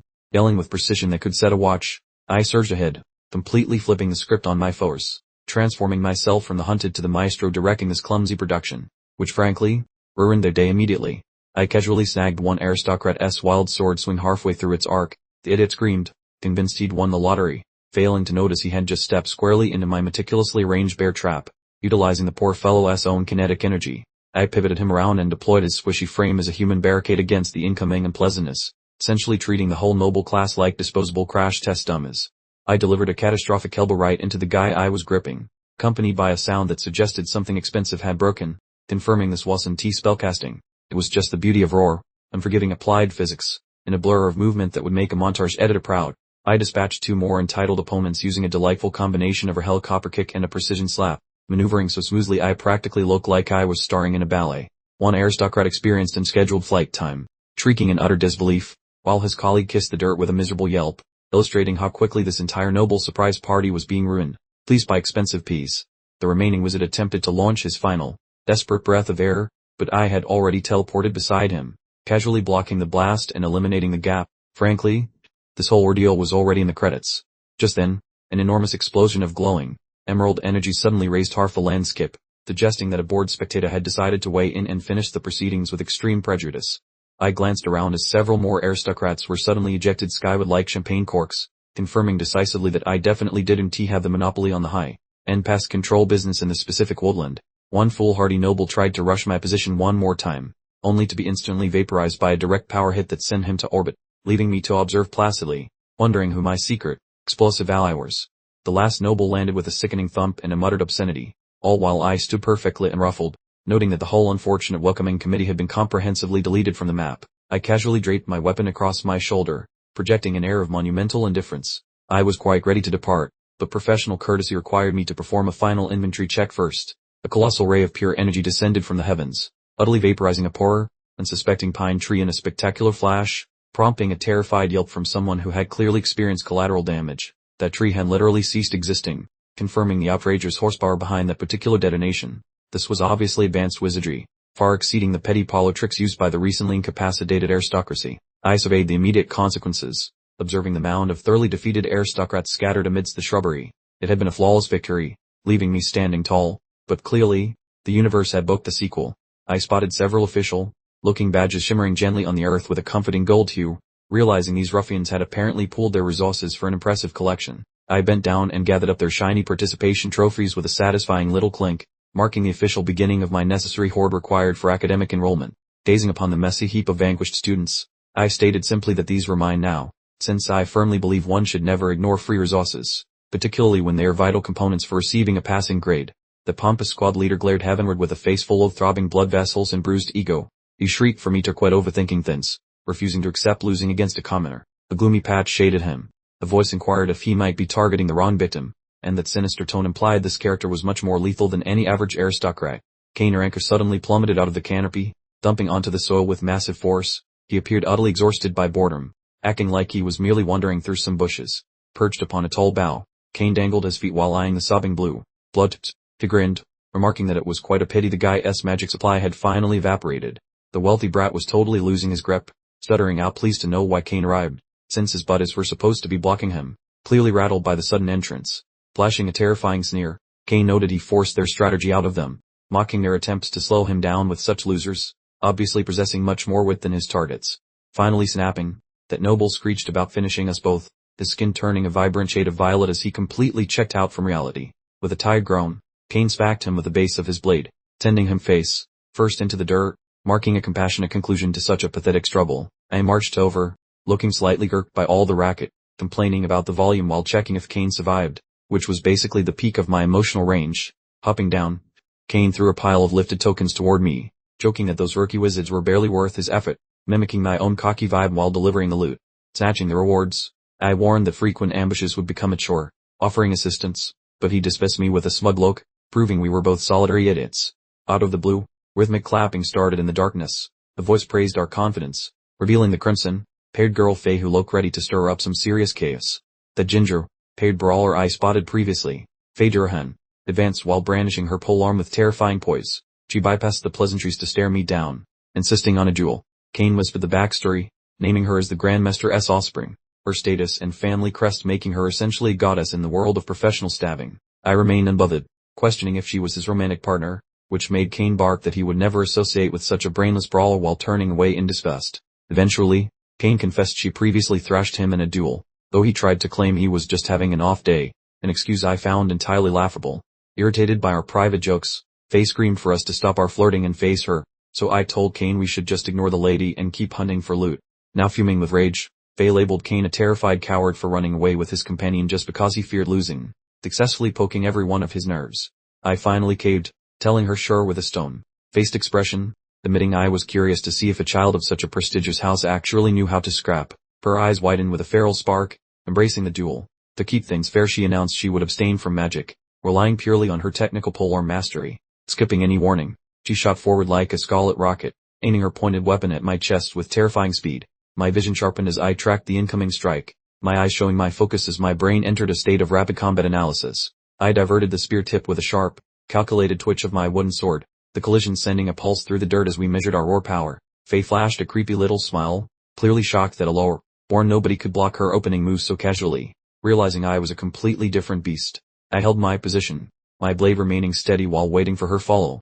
Thus, she finished her sentence, admitting I had some actual skill for a guy without a surname. Faye immediately ramped up the intensity, putting more muscle into her thrusts. She was no longer just testing me but trying to break my stance with sheer brutality. Actual sparks sprayed as our metal grated together, locked in a classic display of stubbornness where neither of us felt like moving an inch. She hollered for us to keep going, whirling her spear into a massive scarlet cyclone of energy. It was not magic, just high-level technique that was frankly terrifying. Vaulting into the sky, her silhouette resembled a winged demon against the daylight. She announced her sacred lance attack, and I knew the ground was about to vanish. With a thunderous crash, she drove the polearm down with her signature move, causing a massive eruption of gravel. If I stayed still, I was definitely becoming a rug. The proctors observed from their wooded vantage point, absolutely captivated by the spectacle unfolding before them.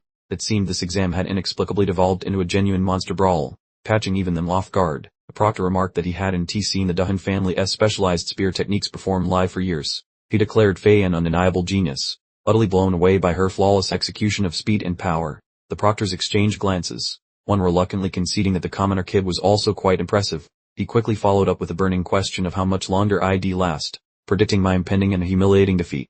Turning to Principal Smith, they demanded his prediction on who would emerge victorious. Smith simply stood there with his arms crossed, peering utterly unfazed by the swirling vortex of destruction around him. Smith's response proved to be quite unexpected. He stated he actually quite liked me, but remained convinced I couldn't possibly defeat Faye, having personally witnessed the genuine capabilities of the great families. He clarified that while battle is certainly a struggle of will and raw strength, the vast gulf in technique and fundamental training isn't always something talent alone can overcome. He kept a very watchful eye on me, regardless. When the dust finally cleared, I was revealed to be completely unscathed, holding a perfect defensive stance. I'd somehow survived the devastating slam, but Faye instantly pressed her attack, denying me any chance to recover. Faye initiated another charge, maintaining a low profile close to the ground. She was preparing to unleash a second sacred lance technique, her spear now pulsing with a familiar, intense red aura. She launched a rapid succession of thrusts, transforming her spear into a dazzling blur of red energy trails. I found myself cornered, forced onto the complete defensive, struggling to deflect the overwhelming barrage. Faye visibly bristled with frustration, gritting her teeth and muttering curses because I was somehow still on my feet. I was turning out to be significantly more elusive and difficult to strike than she'd originally anticipated. My eyes ignited with blue energy as I detected a momentary opening within her rapid flurry. My highly analytical brain finally managed to pinpoint the underlying rhythm of her attacks. I observed Faye's hand tightening its grip on the spear, indicating she was about to completely shift her rhythm, which meant things were about to get even more serious. She had no idea what I was preparing next. I swung my sword horizontally, meeting the spear shaft with a deafening clang. My goal was to completely disrupt her momentum and seize control of the ongoing exchange. In an absolutely bonkers maneuver, I actually used my forearm to parry the main shaft of the spear. That was truly some next level, incredibly foolish martial arts right there. Please don't attempt this at home. Faye let out an angry sound as her strike was deflected yet again. She simply couldn't comprehend how a commoner like me was reading her signature maneuvers with such startling precision. I had executed a powerful leap backward, maintaining unblinking eye contact with Faye as I put significant distance between us. I was well aware that lingering in close proximity to a spear user was a surefire recipe for disaster. I landed gracefully on my feet, my sword poised and ready. I remained completely composed, cool as a cucumber, which must have been utterly infuriating for a proud noble prodigy like Faye. Faye slightly lowered her spear, reluctantly conceding that even the Oranka young master couldn't execute a defense like mine. She was finally acknowledging that I was operating in a different league entirely. I merely shrugged, informing her that it wasn't particularly difficult if you simply observed with proper attention. Talk about the absolute pinnacle of elite, nonchalant humble bragging. Faye flared her oar again, her spear now wreathed in intense orange flames. She let out a fierce scream, challenging me to deal with this, preparing to unleash her most powerful technique yet. She swung the spear in a massive arc, causing a shower of sparks when it violently collided with my sword. The sheer intensity of this battle felt like it was literally setting the surrounding air ablaze. With a fierce shout of sacred lance, crescent fall, Faye brought the spear down in a devastating vertical chop. It felt exactly like a guillotine descending from above, aimed directly at my head. My mind accelerated rapidly, meticulously analyzing every aspect of spear techniques, including thrusts, sweeps, defense, and suppression tactics. I was systematically breaking down her entire fighting style in real time. I concluded that her immense skill, combined with the spear's inherent reach advantage, made finding an entry point quite difficult. However, difficult does not equate to impossible in my vocabulary. The battle transformed into a beautiful yet lethal dance, painted with contrasting streaks of red and blue ore. Every slash and thrust was precisely aimed at a vital point, with both of us moving at speeds that defied all logical explanation. I skillfully weaved my way through her attacks, observing that despite its overwhelming power, her style possessed several critical weaknesses. I considered myself a scholar of martial arts, and I was about to prove my knowledge. Faye gathered her energy into a protective bubble, her aura vibrating intensely with stored power. She was preparing for a powerful counter thrust, but I had already calculated my response and was one step ahead. I loudly announced that her vulnerability in close quarters was a major weakness, charging inside her reach and closing the distance before she could fully reset her stance. I explained this was precisely where a spear user is weakest. My eyes began crackling with blue electricity as I prepared my decisive counter maneuver. I knew that if I executed this perfectly, the entire fight would conclude in an instant. I roared that I was counterattacking with my swordsmanship, initiating the sword dance, unleashing a rapid fire series of blue slashes and transforming my defense into a devastating offensive flurry. I hammered away at her aura, the satisfying blue surge crashing into her red defense. I was actually forcing the Grandmaster's offspring to retreat, a tactical victory that felt significant, and this decision would soon flip the entire fight on its head. Faye smirked confidently, letting me know she had already figured out my entire battle plan. The moment she opened her mouth with "but," I'd instantly realized I was about to receive a nasty surprise, probably involving pain. With astonishing ease, she parried my intricate sword dance using merely the shaft of her spear. She yelled out that I couldn't pull the trick on her, proving that her defensive capabilities were equally as elite as her striking power. Her footwork was genuinely phenomenal. Faye executed a high-speed pivot maneuver, her armor clanking like a mechanical clockwork toy as she prepared to shift her weight for a massive counterattack. She twirled her spear, creating a localized red cyclone that unleashed wind pressure powerful enough to literally shove me back. I was absolutely floored, realizing the Durhan family lance truly lacked any obvious weaknesses. I found myself trapped in the turbulence, my hair flying like a confused bird as I stared at the swirling cyclone. It was becoming clear why Faye had earned her reputation as a fighting monster. Her technique covered every potential vulnerability. Faye let out a powerful roar, shouting my name, Louis Carroll, and telling me to prepare myself. Her face was practically glowing with the fire of combat, indicating she was launching her full knockout strike immediately. A colossal eruption of orange energy shot forth from the clearing's epicenter. The sheer power was immense, creating a spectacle that looked exactly like a small star had just exploded directly onto the stage.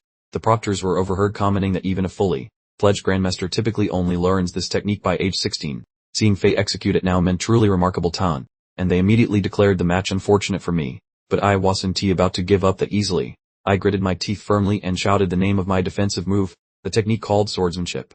Swordmit, I declared, spinning my training sword at phenomenal speed to generate a blue barrier of pure steel around me, completely blocking the incoming fire attack. I held my position firmly, my blades deflecting the incoming flames with shocking force. I made a mental note that this technique's main weakness was significant stamina consumption, so I planned to simply outlast her and wear her down. Our weapons met with another clang, sending bright sparks flying and momentarily illuminating our determined expressions. I remained convinced that if I kept defending precisely, the viable opening would definitely present itself. Faye maintained constant pressure, keeping her red cyclone spinning violently around her. She seemed absolutely determined to shatter my swordnet before her own stamina reserves finally ran dry. My targeting eye pattern illuminated again. Focusing intensely, I meticulously scanned the cyclone for the smallest glitch in her rotation, searching for that one tiny gap I needed to exploit.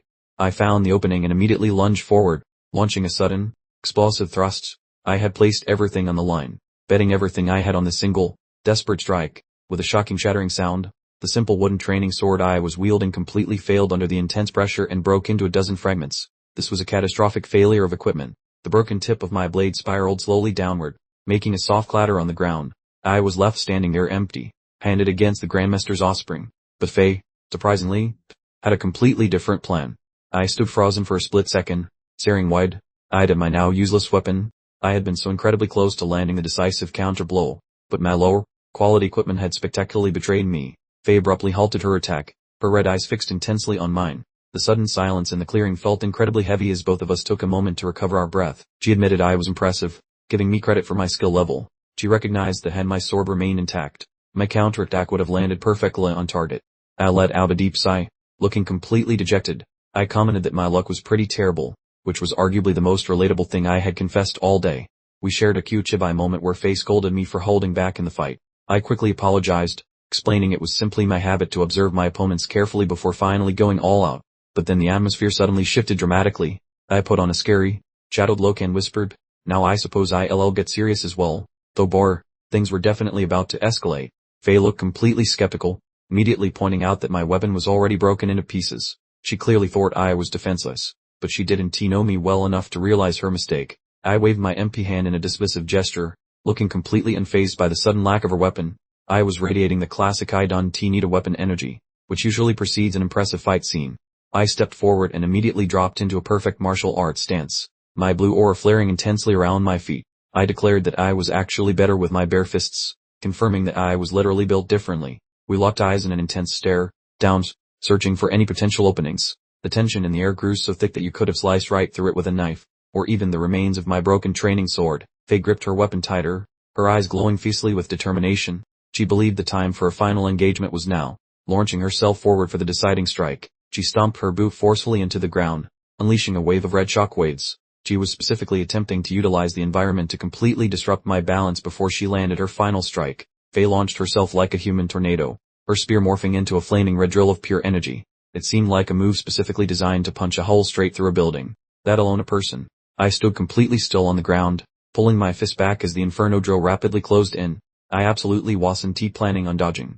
This was going to be a face meeting with a spinning weapon. Kane was yelling from the sidelines like a panicked chicken, warning me that taking this technique head-on would turn me into a human pinction.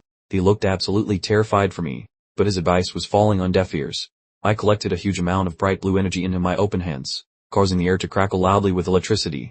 I was preparing a high-level arcane move specifically to catch a lance charge, which everyone watching would find truly hard to believe. The camera zoomed in tight on the red spinning energy about to make contact with my palms. This moment, ladies and gentlemen, was the very definition of our high-stakes encounter. With a resounding clap, I managed to actually catch the spinning spear tip right between my bare hands, causing the blue and red energies to explode outward. I had just successfully stopped her ultimate charge with nothing more than my open palms. I let out a guttural roar as I forced the spear backward, my aura bursting into a pillar of blinding blue light. This particular display of strength definitely belonged in a legend. Kane's face was a masterpiece of total disbelief. He had just witnessed a common street kid completely nullify a great family's ultimate technique using only his bare hands. Faye was absolutely drenched in sweat, her expression a mask of pure shock as she screamed that this was physically impossible. Her entire worldview had just been shattered by a kid from a simple orphanage. It must have looked absolutely epic, seeing me standing completely firm, holding the flaming spear tip as bolts of lightning arced through the surrounding air. I had officially leveled up from human to absolute beast. Up in the observation deck, the high-ranking proctors were completely losing their minds. They were openly questioning how a mere commoner could possess such incredibly high-level defensive techniques. Faye wasn't giving up quite that easily. However, she crouched low, her red aura flaring up brightly as she screamed that she wasn't finished yet, that noble warrior pride was definitely kicking in. She launched herself directly at me like a guided missile set on maximum destructive power. Faye was risking everything on a single-point breakthrough, her eyes wide with a combination of desperation and intense concentration. Faye spun her spear in a massive horizontal arc that kicked up a huge cloud of dust. I managed to barely dodge the strike, feeling the blade whistle past my chest as I kept my composure. My eyes narrowed in complete focus, tracking every single tiny vibration in the air as I prepared myself for whatever crazy new move Faye was about to pull next. Faye's movement speed had reached truly ridiculous levels, creating multiple afterimages of herself all around me. It was like I was suddenly being attacked by 5 separate people instead of just one single individual. The red energy surrounding Faye's spear began to spin violently, creating a truly lethal whirlwind. She was trying to trap me inside a cage of high-speed strikes that left absolutely zero room for escape. The massive vortex of spear thrust enveloped me, resembling a beautiful yet terrifying flower of death in bloom. It was quite a display of the Durhan family's supposedly secret techniques. I just let out a calm little huff with a small, confident smirk. I was treating this supposedly elite noble technique like it was just another Tuesday afternoon, which had to be utterly infuriating for Faye. I yelled out, "So what?" and instantly leaped into action, my body becoming a blur as I used my very specialized footwork. It honestly looked like I had suddenly grown 10 extra arms just to parry every single spear thrust coming my direction. In a split-second close of chest, my hand was seen perfectly tracking the spear's movement without a hitch. I wasn't even using a weapon. I was taking on a legendary lance with nothing but my bare hands. With a loud, resonating clap, I successfully caught the spinning spear tip right between my palms once more. The blue energy from my martial arts clashed violently against Faye's red aura, and neither side was willing to give ground. Sparks flew everywhere as I held the line against the incredible rotational force. My physical strength was clearly absolutely off the charts for someone who was supposedly my age. Faye's eyes were practically bulging out of her head as she screamed in pure disbelief. She simply couldn't believe her family's ultimate spinning technique had just been stopped by a pair of bare hands. She had no idea what was coming next. Principal Smith watched with intense concentration, his expression completely unreadable as he made a note. He observed that I seemed to be stopping the spear's rotation using a very specific and high-level martial technique. The proctors were absolutely stunned, with one admitting that he had never seen a technique quite like this before. I was a constant surprise, proving that commoners could possess tricks that even the elite didn't know about. My eyes glowed with an eerie blue light as I prepared to launch my counterattack. I was about to show Faye that catching the spear was truly just the beginning of her ongoing problems. With a massive boom, a powerful shockwave erupted between us as I unleashed all my pent-up energy. The impact was strong enough to blow us both backward, creating a literal crater in the ground beneath our feet. Faye skidded across the grassy field, using her spear to desperately maintain her balance. She was panting heavily, her previous overconfidence completely gone as she stared at me with pure disbelief. She demanded to know what on earth that strange technique was. She had never seen anyone manipulate force and rotation quite like that, especially someone who wasn't even a ranked mage. I smoothly chirped that my method involved a fancy little dodge that perfectly mimicked the spear's trajectory, thereby completely nullifying its wild spinning energy. Truly a stroke of pure genius, wouldn't you say? Poor Faye looked utterly confused, as if hieroglyphics were being spoken. She was utterly drowning in the meaning of words like deflection and spin, experiencing what looked like a minor systems crash over the battle mechanics. I quickly told her just to accept it as a thing that happens, not pausing for her brain to catch up. Then I zipped in lower, my leading hand already wound up for a knockout punch. Faye barely managed a tiny squeak before I shrank the distance in a flash. Suddenly she was entirely stuck playing defense, that long pole weapon now just a cumbersome nuisance up close. My velocity made me nothing more than a shimmering streak against the scenery. I was absolutely maximizing the gap I'd opened and had zero intention of pumping the brakes. Faye tried to sweep her spear low to create breathing room, but I simply bounded over it as if it were a misplaced garden hose. My hops were so spectacular they looked like I was playing Ring Around the Rosie with Doom. I dipped beneath another overhead hack, the sharp point sailing past my scalp by a whisker, maintaining a cool, almost musical momentum that made every evasion look like a planned ballet move. Faye was clearly starting to sweat, her wild swings now less precise and more like an angry windmill, while I danced right inside her forgotten zones, making her fight a phantom, and the fun was just warming up. I deployed my phantom selves again to mess with her perception, tipping around Faye like a dizzy honeybee. She was whirling around trying to pinpoint the real me, but I was always one witty step ahead of the game. Young Kane watched from the sidelines with his mouth permanently agape, wondering if his eyeballs were playing tricks. He couldn't follow my speedy footwork at all. I pictured my intricate foot movements, complete with ethereal, fluttering winged things surrounding me. It's a legendary, graceful dance that lets me instantly relocate without getting snagged. Faye snarled that I was mockingly close, throwing a desperate, clumsy jab, having momentarily forgotten her fancy stick just to try and land any kind of solid wallop on me. I casually sidestepped her clumsy fist, looking frankly bored, thinking to myself that this butterfly skip technique was the ultimate anti-frustration measure, keeping me in touch while Faye exhausted her reserves.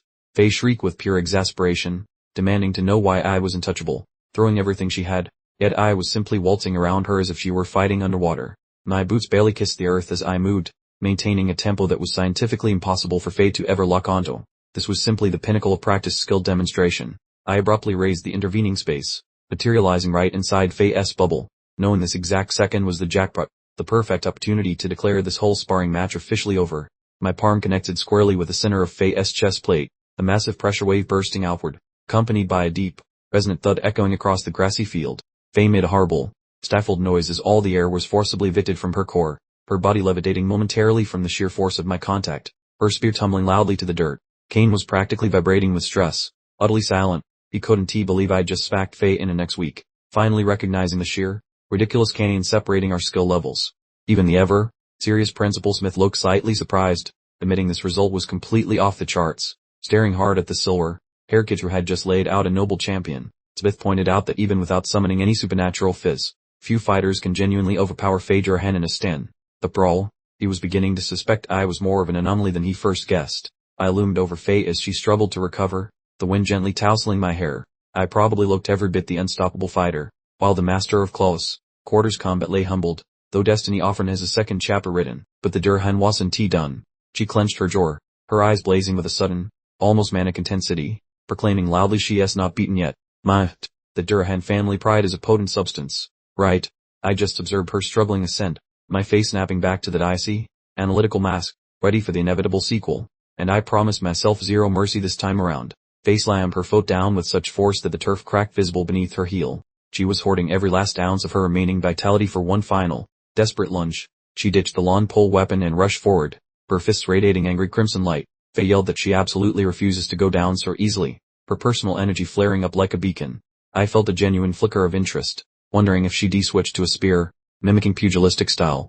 I was mentally cross, referencing her new approach in real time. Forever the analyzing combat student, Faye shot forward with a punch that looked exactly like a spear jab, hollering for me to take this, moving with far greater swiftness and might than she ever displayed with her actual weapon. I settled into a classic, flowing defensive posture, my hands moving in a controlled, weaving pattern. I was countering her brute force with ancient, finely tuned motion specifically designed for this. I employed a move called the Pakso, flap defense to redirect her strike, my hands working in a barely perceptible blur, channeling her immense power away with minimal input, making her charge low cuddly foolish. Having hollowed loudly, the girl threw her strongest smash, emitting an enormous ruby eruption that might collapse an apartment, as she bet her entire being upon that solitary hit. My knuckles greeted hers with enthusiasm, sparking a tectonic explosion that rocked the earth, and sending out a ripple so fierce the nearby trees simply vanished into thin air. Contemplating the collision, I observed how her vidder mirrored that short-range explosive force, which made me quite a fan of her style despite the minor detail of her trying to end my subscription to life. Both fighters backed away while huffing like broken vacuum cleaners, and I offered a polite chin tilt, acknowledging that her brawling skills were definitely not a comedy routine. Not finished yet, she shrieked regarding her third pulverizing technique and rushed forward, delivering a non-stop flurry of strikes that resembled a rain of space rocks targeting my face. I challenged the woman to approach and adopted a classic pugilist pose, summoning a massive emerald ghost fighter to shadow every motion, signaling that the actual party was finally starting. Our hands traded rapid greetings at warp speed, while our glowing oars smacked together with noisy thuds, marking the most frantic rhythmic dance of the whole testing session. A smirk crept onto my features as I remarked how this matched my fantasies, battling a sturdy foe until satisfied, since I finally discovered a person who could actually test my limits. The violence escalated as both participants yelled for an extra serving of mayhem. The ambient power between us started acting extremely jittery, an erratic blend including ruby along with cobalt luminosity causing eyes to suffer, right when the circumstances took a total detour. My internal excitement surged, revealing a shimmering ruby organ that proved my warrior spirit was working overtime, and accessing a hidden vault of strength I had kept tucked away. My pupils radiated a creepy scarlet bullseye design, indicating I was sinking into a primal fury where logic retired, while my aura felt like a nightmare come to life. An enormous, black fiendish silhouette burst forth from my body, looming high above the surrounding woodland. I bellowed a request for further amusement, as my surrounding glow shifted from a chilly sapphire to a sinister, murky inferno shade. Face stood frozen like a statue of terror, gasping at the beast I transformed into, her once bright enthusiasm getting totally extinguished by my murderous intent. The hellish fog around me wailed, a spine-chilling shout bouncing off the trees, which showed I was no longer just some kid, but a natural disaster ready to finish the match. Absolute horror was visible in Faye's gaze, as she understood far too late the mistake of annoying a napping wyvern, and now her exit strategy was non-existent. I threw a haymaker that seemed to possess beastly talons, while Faye remained motionless, her inner voice screaming about her stubborn limbs refusing to budge as the blow landed. Following a giant bang, Faye got launched into the distance, her frame bouncing along the dirt like a flat pebble on water, and I ended the fight with maximum carnage. The headmaster noticed the vibe change, whispering questions to himself with a shaky eyelid because he knew my newfound energy was definitely not on the school curriculum. A huge gap now stood between Faye and myself in the thickets, and the quiet following that blast felt incredibly loud. As debris drifted lazily back to the earth, Faye remained slumped in the dirt, hacking and barely able to raise her chin, having been totally wrecked in both her anatomy and psyche by our final clash. The pair of spectators peeked from the shrubbery, peering as if they had encountered a phantom, as they watched a high-born aristocrat get dismantled by a complete random. A rich kid hissed in annoyance that a peasant actually trapped Faye, the skin turning ghostly and damp as he understood that numbers matter little when fighting a freak like me.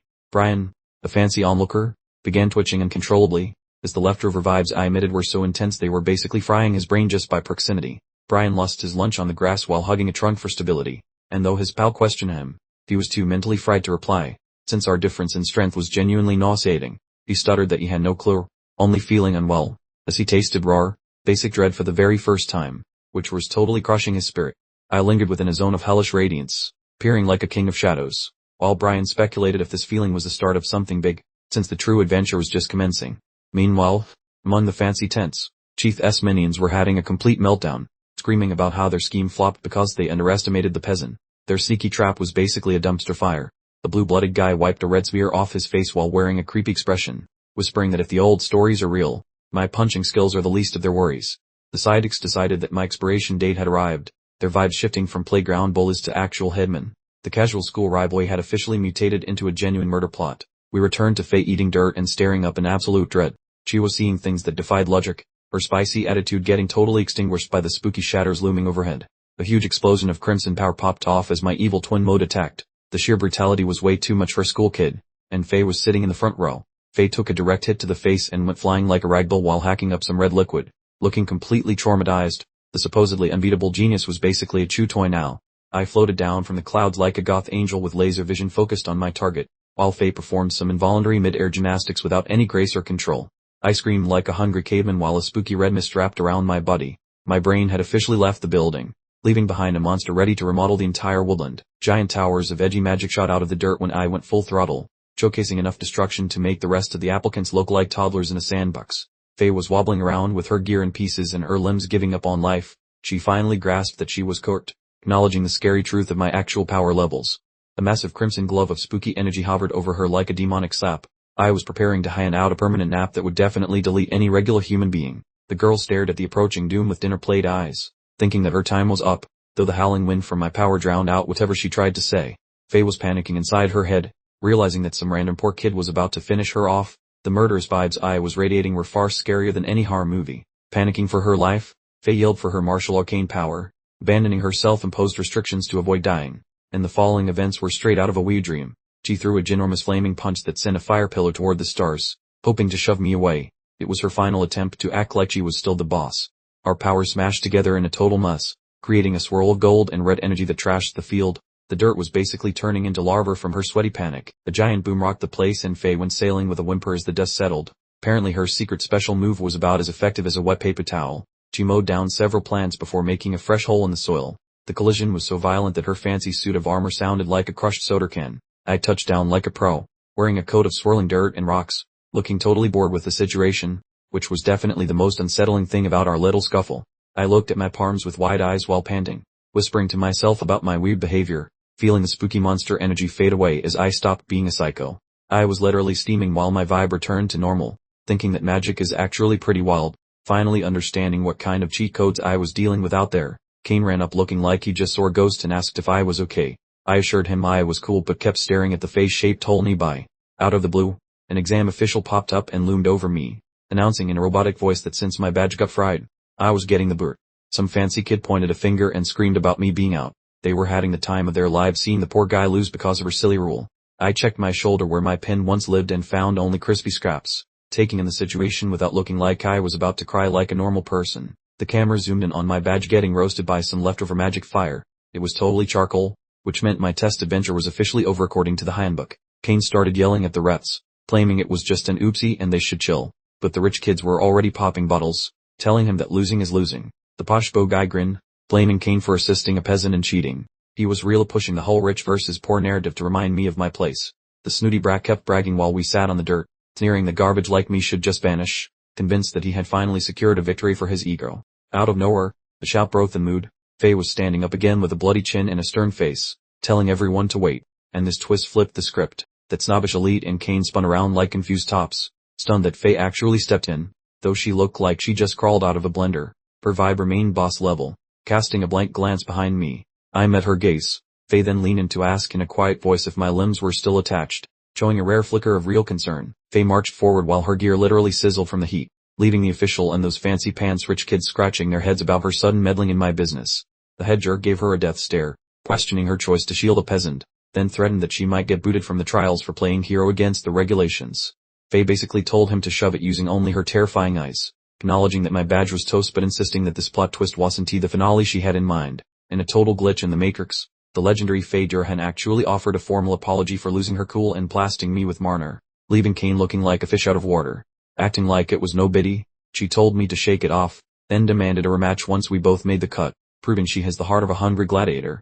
The lead snob just scoffed and waved his hands like he was shooing a fly, pointing out that our measly 4 tokens wouldn't even buy a snack, let alone get us admitted. Keeping her lips sealed, she flashed a smug grin and slowly unfurled a hidden stash, proving she had been doing some serious heavy lifting while everyone else was busy talking trash. She tossed a hefty mountain of badges my way, labeling it a prize for my victory, which honestly caught me off guard since she was basically handing me a golden ticket. Staring at the 10 shiny tokens now in my palm, I realized this all put me right in the elite tier, thanks to Faye doing me the most massive favor in history. Faye shot the furious brat a cheeky look, asking if that balanced the books, while he vibrated like a broken washing machine and shrieked her name because his scheme totally tanked, calling Kane a handsome lad, which clearly annoyed him. She began to lay out the logic behind her choice to save my skin while we both stood there and soaked it in. Glancing at her snap wooden blade, she announced that she hates seeing losers succeed while talent rots, proving that despite her fancy bloodline, her own agenda prioritized strength over tradition. Launching her busted weapon into the sky with a swift boot, she immediately stopped moping about the defeat and started hunting for the next victim to pulverize in the woods. She snatched the wood with a grin. Kane remained on edge, wondering if my 10 tokens would be enough if some other overachiever hoarded even more of the shiny things. Unsheathing his blade with a wicked smile, Kane noted the funny timing because he was on the same wavelength, marking the first time he and Faye actually agreed on something. Both of them dropped into a pounce, Faye hollering to get a move on, and they zipped into the trees like rockets, leaving me behind to finally stop wheezing like an old man. Left in the sudden silence as my crew vanished, I realized the tranquility was a total lie because some creepy lurker was definitely eyeing me from the darkness of the foliage. Some official suit approached and formally kicked me out since my badge was missing, offering a ride home, to which I just gave a weary nod and a simple acknowledgement, following the judge with my chin on my chest. I didn't see the rich jerks lurking in the shrubbery, wearing evil smirks and muttering that the party was just getting started. The sidekick was absolutely fuming, hands balled up into tight knots, as he hissed that my face was the last thing he ever wanted to look at after his pride got wrecked. Chiefs, the boss jerk, had a scary look in his eyes while hinting that her sudden tragic fatality during the test would be viewed as just another Tuesday by the administration. The minions were totally down for the plan, hyping him up and praying I wasn't some fragile flower, as they plotted to turn me into a ghost once the sun went down. Yellow orbs flickered within a hellish shadow, revealing the source of that earlier spooky vibe, because Louis Carroll turns out to be way more terrifying than your average neighborhood peasant boy. The big boss Smith strolled through the halls, musing that while punching things is cool, it can beat wizardry, basically hinting that I needed to level up my supernatural mojo soon. Looking at the tall school towers as the sun dipped, I fantasized about blending spells with fistfights to become an absolute wrecking ball that nobody in this realm could ever stop. Skipping to the witching hour, I was trekking through the pitch black woods, my shoes making wet noises in the mud while I appeared to be just another guy heading home. Eyeing my shredded rags with a deep sigh, I realized explaining this mess to my mother was way scarier than the lethal test, but then the whole vibe shifted instantly. Panic set in as I pictured Mom's face, fearing her interrogation more than death, because even a hellish fighting prodigy is just a regular kid who fears a grounded weekend. Out of nowhere, the ninja wannabe tried to pounce on me. Talk about a rough time. My gut gave me a violent wake. I called the second the trap was sprung. The palm squeezed a blade handle, pulling it out with a metallic screech. That unsheathing skill was actually pretty slick. It seemed I was dealing with some legit paid experts here. Following a loud bang, the giant wave of energy sent me tumbling across the gravel. These hitmen weren't playing around, since they brought the big guns to finish me off early. The head goon skated backward, his peeper shining scarlet behind his face covering. He sounded stunned, wondering how a mere adolescent could possibly dodge a pro tier ambush like that. I brushed off some grime while keeping a stone cold expression.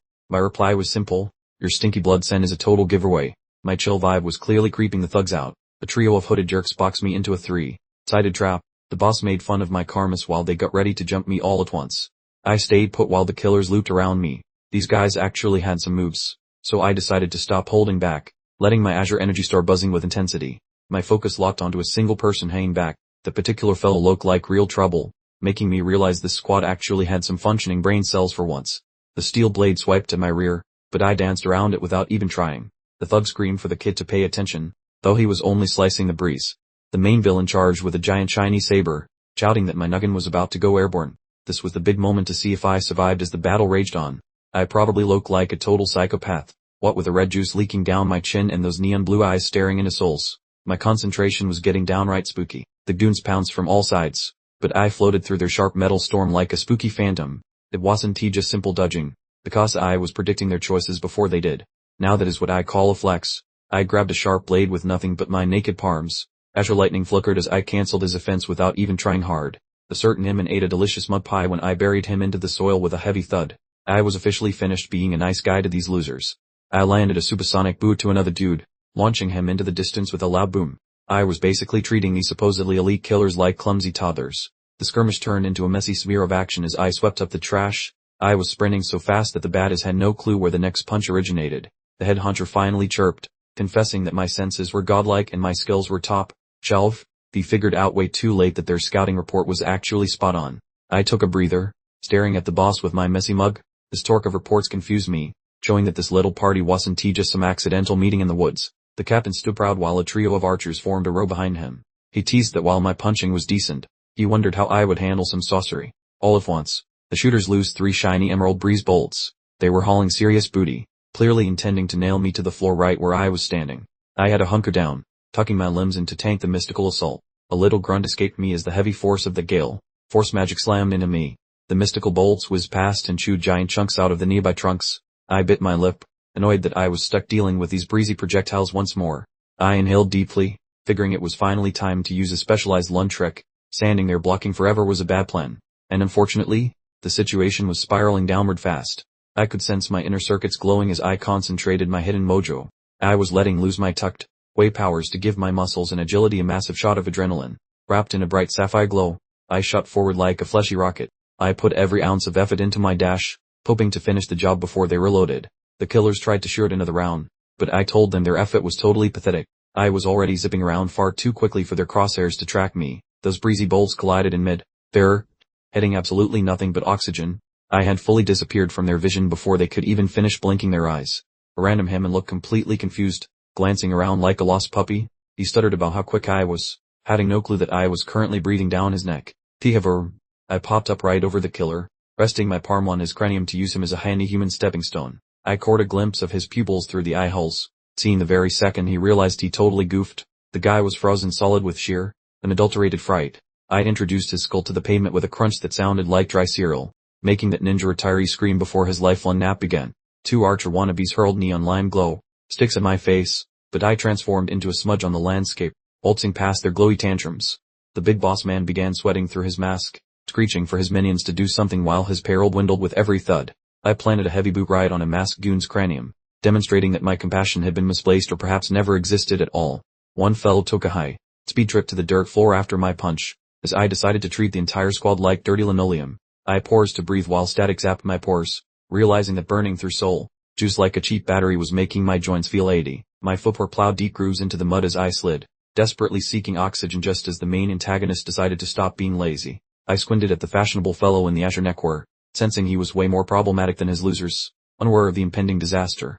The head honcho stood with his limbs folded like a disappointed parent, exuding bad vibes while his scarf fluttered majestically in the breeze. Suddenly, the captain materialized behind my back with a whoosh, leading me staring into space and realizing I was slower than a snail. I found myself encircled once more by a bunch of afterimages were twin brothers, feeling like I had worked right into a blender. I ducked and dived through a storm of rapid emerald blades, finding that real estate for my feet was becoming an expensive luxury. Looking down, I was centered in a violent 5-point formation as they lunged inward, eager to turn my body into a decorative pink cushion. I kissed the gravel and slid, while the lug with the oversized mallet hovered over me, bragging about how I had finally collapsed. The Hauer bro hoisted his violet mallet and wondered if I was just some random peasant, failing to realize that monologuing is a death sentence. The situation escalated when my eyeballs started glowing plum with a bullseye, signaling that my inner demon was craving a very bloody snack. I snatched the thick timber shaft mid-swing with my palms, glaring at him with spooky pupils and pretending that my nerves were anti-screaming. I heaved the blunt object back toward his chest, surprising the killer as I seized the steering wheel of this chaotic disaster once more. I landed a punch so accurate it probably rearranged his spinal cord, leaving him looking like he just saw a ghost made of pain. I threw a finishing blow that painted the surroundings in a vibrant shade of crimson, proving that my playtime with these amateurs had expired. Like a caffeinated ghost in a strobe light, I tore through the survivors, leaving a trail of broken bodies and very confused spirits. The head killer stared at me resting in a red puddle, jokingly inquiring if I was napping before he decided to end my subscription. I rose from the heap of defeated goons while liquid red splattered around, looking like a swamp creature that had just missed its breakfast. The boss gave me a slow applause and complimented my youth, acting with a kind of creepy chillness found only in serial killers. I questioned his lack of empathy for his dead friends, but he just stepped forward, explaining that he treats his help like garbage. I skipped the small talk and charged the captain with my last bits of energy. Just as the universe decided to flip the script, the ninja slipped my attack and called me a clever boy, seemingly having the time of his life while I tried to die. He mentioned some mysterious boss ordered this hit while a giant grape-colored tornado engulfed him, indicating the tutorial phase was officially over. The commander unsheathed a huge violet mallet and mused about adopting me as a student, all while vibrating with enough energy to power a city. He dropped that hammer with enough force to delete the tectonic plate, leaving me stuck in the center of a very violent earthquake. The skyscraper-sized column of obsidian gloom blasted skyward while shrieking like a ravenous toddler. This frantic juice basically gave the local woodland a very aggressive and unrequested haircut. This body soared through the atmosphere resembling a floppy plush toy, emitting a pathetic squeak during an unplanned flight. It was officially the moment I realized my butter knife wasn't cutting it.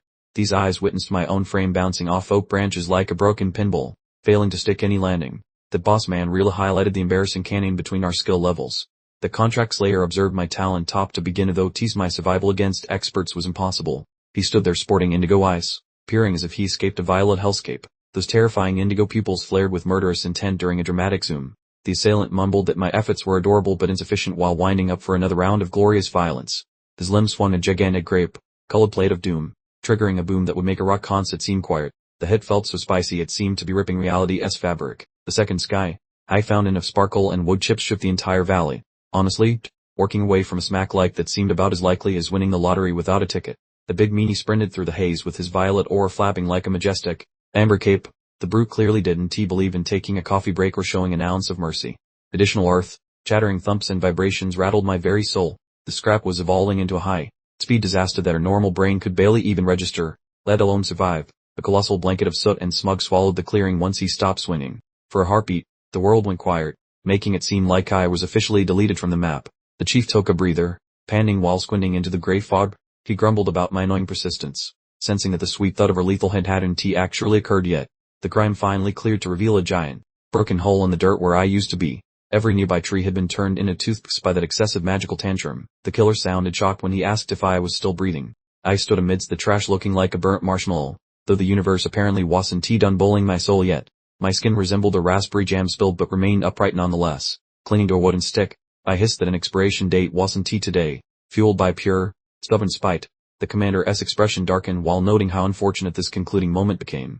His arrogance evaporated as he focused entirely on executing a perfect finishing move. Hoisting his luminous indigo maul once more, the slayer shouted how celestial beings couldn't prevent my demise. Those swirling vapors felt significantly more potent than his earlier displays.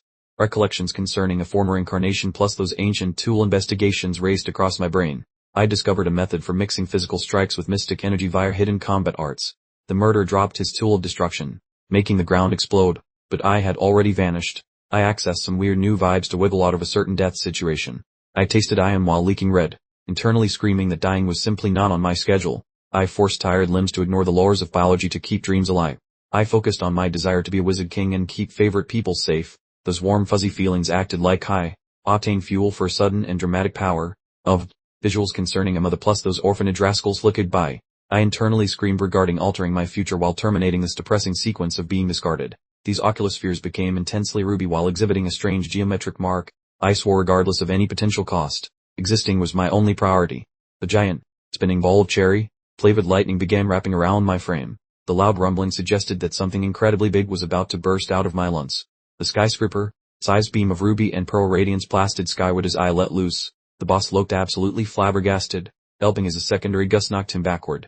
The boom was humongous, making the night look like noon and vaporizing the woods for leagues. This was definitely some premium strength that hadn't been mentioned in the brochure. My body slumped within that smoldering hollow while spitting crimson. Having gambled every ounce of stamina on a solitary blow, survival seemed unlikely as vision faded. The shrubbery kept toasting while I struggled for oxygen on the scorched earth. I looked like a total disaster zone. Yet miraculously, the lungs were still doing their job. The head slayer towered above me, still gripping his mallet with a puzzled expression. We silently confessed that seeing a shattered child pulled that off was extremely weird. That antagonist grasped how for one fleeting heartbeat. It seemed he battled a peer. His mindset finally shifted from viewing me as some gifted toddler to recognizing an actual hazard. The adversary stared toward my prone form while recognizing the hidden titan within. He grumbled how such immense talent explains why a specific individual wants my head. Then Hired Killer hoisted his mallet for the killing swing, screaming for my beastly demise while getting ready to delete me from existence, making it clear my luck had finally expired. Suddenly a colossal cyclone of airy sorcery burst forth, rotating with enough intensity to toss the disguised thub into the clouds, proving this wasn't some light draft but a janitorial gale for trash removal. I remained rooted in that open field while a different goon got snatched by the gusts, resembling a stray petal in a typhoon. As the combat intensity escalated far beyond reasonable limits instantly, the howling atmospheric enchantments persisted in their roar, flinging those murderers like discarded ragdolls in a display of wizardry so overwhelming it left every survivor frozen in absolute terror. A certain disguised henchman was perspiring enough to fill a lake, gaping at the tempest with shock, shouting his confusion as he understood his pay grade was nowhere near this level of chaos. A monstrous spiral of cyan radiance stabbed through the dark firmament, peering like a celestial beam from above, with the magnitude of this incantation sufficient to flatten every single tree nearby. Those breezes crashed down with a piercing crack, succeeded by a creepy tone resonating through the mess. As a voice announced the prologue had concluded and the true nightmare was starting, I stayed there amidst the settling debris, glancing upward with a dazed and crimson-stained expression, contemplating the source of that overwhelming flood of energy that had just manifested. When the grime settled it exposed none other than Headmaster Smith, who showed up in a luminous blink, appearing entirely composed yet radiating a level of might that was genuinely frightening. I was clutching onto consciousness, my pupils dilating upon spotting my rescuer, wheezing out the administrator's rank since the school's alpha male had actually arrived to rescue my sorry carcass. Smith remarked that I successfully stifled my inner frenzy for the moment, dropping a mysterious clue about my inner demons, before passing me a neon emerald brewer and ordering me to swallow. I wasted no time gulping the shimmering tonic while Smith observed with a keen, analytical stare, signaling that the student had piqued the curiosity of the most formidable wizard in town. At the same time the head him collapsed onto the soil with a dull crash, appearing like a heap of dirty clothes, which was quite a pathetic finish for a guy playing the ultimate villain earlier. The headmaster appeared truly enraged, his presence flickering as he towered over the fallen mercenaries, snarling about their audacity to probe his institution, and I sensed he would soon inflict massive regret upon them. He glared at the captain of the squad, requiring the identity of the person who funded this contract. Having abandoned all patience as he sought specific identities and demanded them immediately, the killer spat out red fluid while shaking on the turf, sarcastically addressing Smith as a supreme expert while cautioning that he could never shield that beastly entity for eternity. The principal's violet gaze tightened, causing the local climate to plummet instantly, since he has zero tolerance for sass, particularly when it comes from a bug he just crushed. A fiendish crimson face flickered in the distance, serving as a spooky memento of the creature the thug sighted, as the silhouette bellowed that the fun had barely started for us and promised major future drama. All at once a giant explosion of gore and spirit power occurred as the murderer met his end, with Smith watching passively, offering no pity to anybody endangering his pupils. Smith inspected the leftovers, pondering if this was a self-destruction or an organized hit from the local syndicate, acting like a magical investigator piecing together a complex puzzle. I regained my footing while radiating a gentle lime glow as the medicine kicked in, stunned by the velocity of the premium elixir that made me look refreshed instead of mangled. I squeezed my hands shut, verifying my vigor with a surprised face, thinking about how even my snapped skeleton felt brand new, showcasing the insane quality of gear the headmaster possesses. I eventually spoke to Smith, inquiring if his arrival was a random stroll or a deliberate plan, because I am smart enough to know that big shots never do anything accidentally. I peered at my benefactor, asking why he consistently acts as my guardian angel, though Smith only returned the look while maintaining his mysterious facade and saying nothing. Smith offered a cryptic response, mentioning he would explain everything at my residence, which caused me to panic internally at the horrifying prospect of the boss chatting with my mother. I descended into a total cartoonish meltdown, grabbing my scalp as I noted the late hour, fearing my parents' scolding significantly more than any attempt on my life. I bolted away instantly, shouting about the dire situation, abandoning the most influential wizard in the realm in a woodland area littered with the bodies of his enemies. Smith was unfazed by my departure, summoning Kylie to bring the janitorial squad for some much-needed tidyings, proving that high-ranking officials never handled their own trash removal. A gloomy serpentine phantom glided through the glade, methodically deleting every trace of the skirmish, which was a handy cleanup utility though the future looked even more troublesome. The perspective moved to Mantillo village beneath the stunning lunar glow, where everything appeared tranquil despite the inevitable conflict bubbling up at the neighborhood house for children. A bunch of stuck-up aristocrats were pestering my mom, the seller, with one buffoon demanding to know who authorized her to fix that strange millstone just so they could squeeze out more tax money. The main jerk got right in her face, calling her a fraud and promising a painful lesson, acting like a complete loser because he had the church backing his play.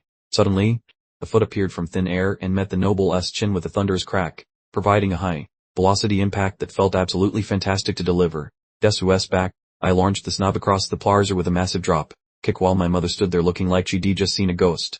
I landed in a perfect crouch as the jerk ate dirt, prompting the seller to scream my name in relief, though her joy was briefly hijacked by the brutal scene I'd just caused. Flipping the switch back to Mam's boy mode, I asked if she was hurt, radiating a protective energy that suggested you shouldn't touch my family or you will regret it. I kept my eyes locked on the noble like a predator, forcing the idiot to scramble back as he finally realized the child he'd been mocking was actually a human woodchipper.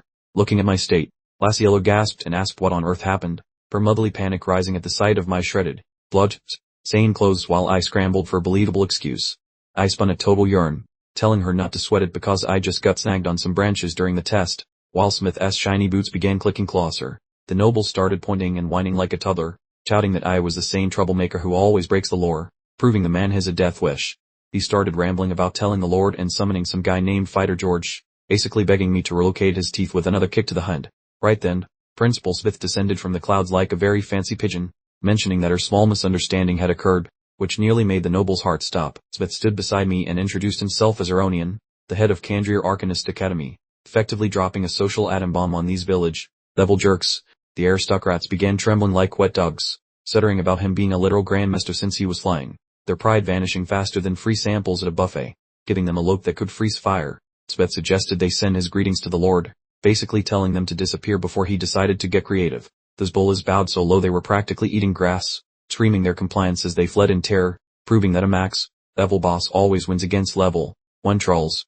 Softening his voice considerably, Smith addressed Yahello as my mother and asked for a private chat, signaling the start of a conversation that would flip our world upside down. We headed into the orphanage where Yahello offered him a chair, the room feeling heavy with the weight of upcoming revelations that would alter our future forever. Smith paused to check out the weird millstone those idiots were whining about, clearly baffled by a machine that worked on its own without a drop of marner. He scanned the room and realized the place was packed with oddities, seeing various contraptions and upgrades that ignored every rule of traditional magic he knew.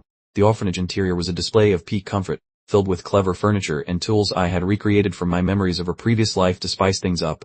While I was in the back squeezing some juice, Yahello explained that I built everything myself, admitting she had no clue where my brain finds these ideas despite her pride. She smiled brightly while saying life had become a breeze thanks to my work, pointing to a table of snacks, but Smith's expression was becoming intensely focused. With a worried glance, Yahello asked if I had been a menace during the exam, but Smith just chuckled and told her I'd actually performed way beyond anyone's wildest dreams. Smith stared at the floor while Marner danced around him, thinking about the raw talent before him and the world, shaking power hidden inside a random commoner kid. The scene shifted into an old legend about the dark days when monsters treated humans like snacks, until a lone genius arrived to drag everyone out of the shadows. This champion followed the goddess's path, and we saw him carving through a massive shadow beast with a sharp sound, creating a moment of pure epic history. Old drawing showed soldiers partying on a mountain of monster corpses for Liberation Day, the very victory that started the Saint calendar in our current era of peace. According to the Yahello books, this man is celebrated as the first hero, a legendary warrior who supposedly pulled humanity back from the brink of extinction. Yahello called him a savior of the world, but she mentioned that local campfire stories don't actually mention a specific hero who saved everyone quite like that. Principal Smith's face adopted an enigmatic cast as he leaned in, preparing to unleash a veritable bombshell. He asserted that no, the legendary champion would materialize in a completely different guise, on the cusp of divulging some highly classified intelligence. He then disclosed that the true hero was a fellow blessed with dark hair and shadowy eyes, a revelation that hit me like a ton of bricks, considering those were precisely my features beneath my cheap hair dye. Smith cautioned us that this monumental secret was privy only to the uppermost echelons of human civilization, essentially informing us we were unwitting participants in a perilous, veiled heritage, though destiny clearly had a twisted sense of humor. He gravely reiterated that only humanity's absolute top brass were in on this particular, terrifying secret. Echelons, he emphasized, exhaling deeply, as if the sheer gravitas of this information was physically squashing the room's former tranquil ambience. He explained that although this hero had gallantly rescued mankind, a fierce, untamed madness resided within his very soul. We then witnessed a chilling mental image of the hero, consumed by a bloodthirsty frenzy, screaming to utterly annihilate everyone in sight. A horrifying depiction of utter chaos and slaughter immediately ensued, clearly displaying the grim reality, the harrowing cost of the hero's catastrophic spiral into stark raving lunacy. He had tragically morphed into the very beast he was destined to obliterate. Due to this catastrophic rampage, he was systematically expunged from all historical records and restrained by mysterious, glowing crimson shackles. They didn't merely dispatch him, nor, they went the extra mile to guarantee the entire world erased all memory of his existence. I perceived a malevolent eye peering through a stark mask, perfectly embodying the internal insanity, quite like a wicked hex. This was the monumental weight I unknowingly shouldered, or rather dramatic inheritance. I gazed at my trembling hands, pondering if my recent outburst stemmed from that ancient influence, beginning to link my own burgeoning dark impulses with the tragic saga of the fallen champion. Cain Arenker was cited as a primary catalyst for why every nation now possessed a mandate to locate individuals with black hair and black eyes. They weren't seeking saviors, but rather existential threats to mercilessly eliminate. Smith bestowed a gentle, almost patronizing, pat upon my head, inquiring if I genuinely believed I could continue duping everyone with a simple splash of hair color, admitting he'd discerned the truth since day one. Yahello erupted into a torrent of indignant defense, tearfully proclaiming that dyeing my hair had been her brilliant brainstorm, imploring Smith not to harm me, insisting this child was genuinely a good boy as her eyes brimmed with anguish. I calmly placed a reassuring hand on my mother's shoulder, murmuring, "It's all right." I was astonishingly composed for someone who had just discovered he was public enemy number one. I logically concluded that if the principal had harbored murderous intent, he would have undoubtedly acted already. I simply knew Smith wouldn't bother visiting our residence just to carry out an execution. There had to be a far grander purpose. Smith offered a knowing smile, proclaiming me remarkably sagacious for a mere 13. Dear, bold, confessing he discerned the hallmarks of a burgeoning new hero because I had managed to reign in the internal chaos instead of being consumed by its fiery grasp. I found myself utterly dumbfounded, barely able to whisper about the supposed new hero, having never imagined that my perceived curse could actually be interpreted as something noble, even profoundly hopeful. Smith casually flicked a glossy red apple into the air, remarking that this world might appear serene, but beneath its tranquil facade, something sinister persistently lurks. He was utilizing a simple piece of fruit to elucidate some profoundly weighty philosophical concepts. They proceeded, stating that a colossal darkness perpetually shadows us, catching the apple effortlessly with one hand, before admitting that my actions today had utterly revolutionized his entire perspective. He elevated the apple against the moon's soft glow, softly murmuring that old legends were truly absurd, declaring his choice to wager on cold, hard reality and, unexpectedly, on me, rather than archaic scriptures and paralyzing fear. Smith stared intently into my very soul, proclaiming his desire to steer me towards the correct path for humanity's looming future. He was formally extending an offer to become both my mentor and guardian, and at the precise moment, everything irrevocably shifted.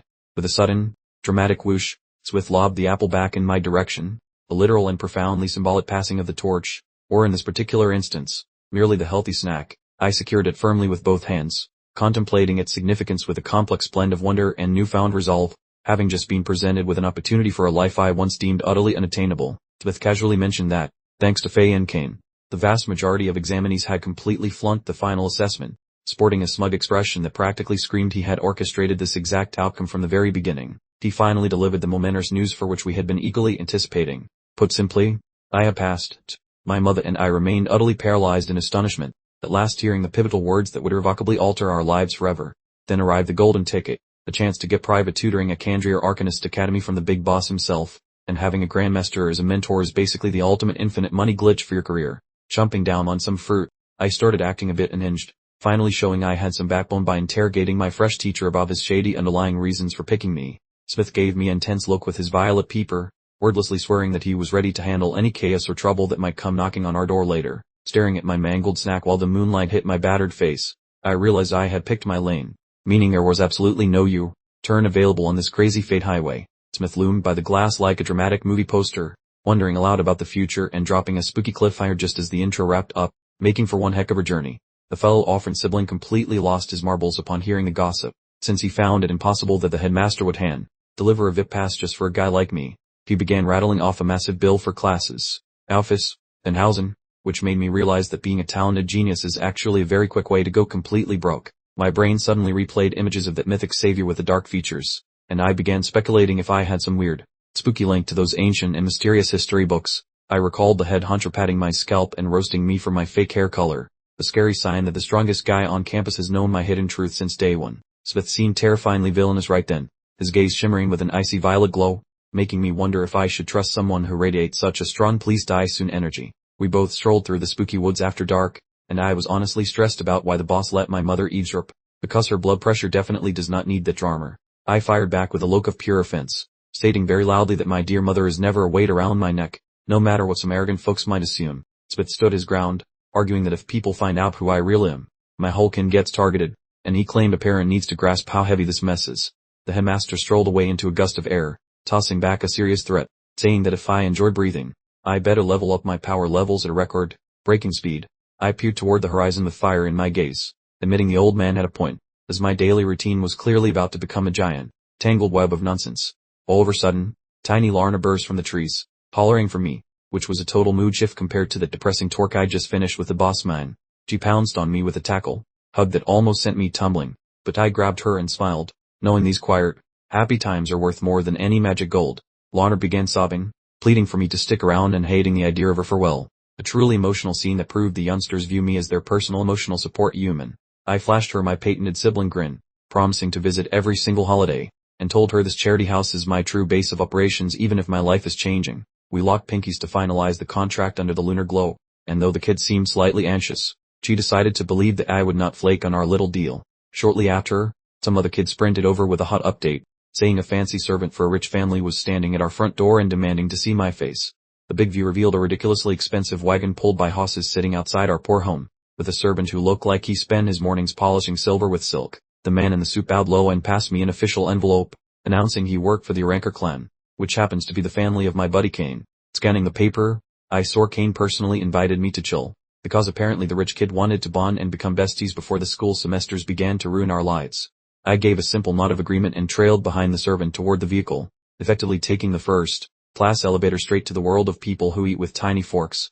We arrived at Harzan, a city that is basically a monument to the Urankar family's bank account, looking incredibly huge and high-tech compared to the dusty village where I was raised. I marched through the house with my shoes tapping on expensive stone, realizing the foyer alone was probably larger than the entire building where all us orphans used to eat and sleep. The sheer scale of the Urankar estate blew my mind, since it was more of a fortress than a residence, highlighting the massive canyon between regular folks and those born with money. Kane bolted down the corridor waving like a maniac, obviously pumped that I showed up. and he seemed way less stressed out than when he was sweating bullets during the school trials. Kane slapped my back and chuckled about the total circus I created during our last exam, behaving as though we had been inseparable partners in crime since the literal dawn of time. Strolling through this palace, I modestly credited my victory to that boy and Faye, yet my companion rejected such nonsense immediately. He realized my solo prowess sufficed to crush those entrance tests without any assistance. My buddy was obsessed with our lack of a genuine duel throughout the testing phase, with a glint of rivalry in his eyes. He seemed itchy for a chance to finally trade blows with me. The rich kid demanded we throw hands repeatedly before the semester kicked off.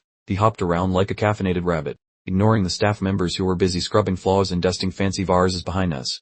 A weary groan escaped my lips because his golden retriever energy felt incredibly draining. This represented the quintessential standoff between a relaxed dude and some human energy drink. Everything became awkward once a grim lady manifested atop the grand staircase. My friend turned into a human popsicle, leaving me puzzled by the scary newcomer, though the situation was rapidly spiraling toward a total disaster. The woman was his mom, peering at us as if we were smelly garbage stuck to her expensive heels. Her icy stare possessed enough frostbite to halt a stampeding elephant right in its tracks. He attempted to present me as his pal, but his vocal cords were clearly malfunctioning from terror. He stumbled over his words like a broken record, whereas I maintained a perfectly icy composure. She silenced him immediately with a look of pure vitriol. Her face resembled a frozen lemon, radiating revulsion that a peasant like me had the audacity to breathe her high-quality mansion air. The guy appeared physically struck, his complexion turning the color of a fresh bedsheet. He had definitely never witnessed his biological creator in such a terrifying state of unbridled maternal fury. Screaming from her lofty perch, she questioned when their estate became a public park for riffraff. She articulated quite clearly that a peasant such as myself was light years away from being qualified for his social circle. Flicking a handheld prop, that lady glared toward us while scolding her boy that mingling with peasants was a tragic drain on his schedule. She demanded total focus on academic sorcery to honor his patriarch's dusty old goals. Approaching us, the rhythmic thumping of her shoes against the marble floor rang out like a funeral march. She was unleashing a verbal assault that would make a drill sergeant blush with shame. Standing tall, she interrogated me about my hidden agenda. She smirked, inquiring whether I craved cash for influence, since she figured every poor soul was just a gold digger in disguise. Sliding a shimmering band off her hand, she bragged that its value exceeded a mountain of currency. She handled me like a starving hobo who could be easily bribed with a bit of sparkly metal. With a rude gesture, the lady tossed her jewelry near my toes, demanding me to grab the loot and vanish. I remained motionless in the gloom, features obscured as her expensive trinket rattled against the tiles. My companion reached his breaking point, hollering her name with genuine resentment. He felt absolutely sickened that she would treat a visitor with such blatant disrespect within their family residence. The boy continued his vocal protest, demanding an explanation for her savage behavior. Meanwhile, I just hung back without a word, peering as though I were deeply pondering her creative insults. My pal looked toward me with a face full of regret, apologizing for her lack of manners. He clearly felt totally humiliated by his own bloodline today. I actually lowered myself to snag the jewelry, though greed had absolutely nothing to do with it. I informed the lady that my alliance with her son was based on his impressive combat future.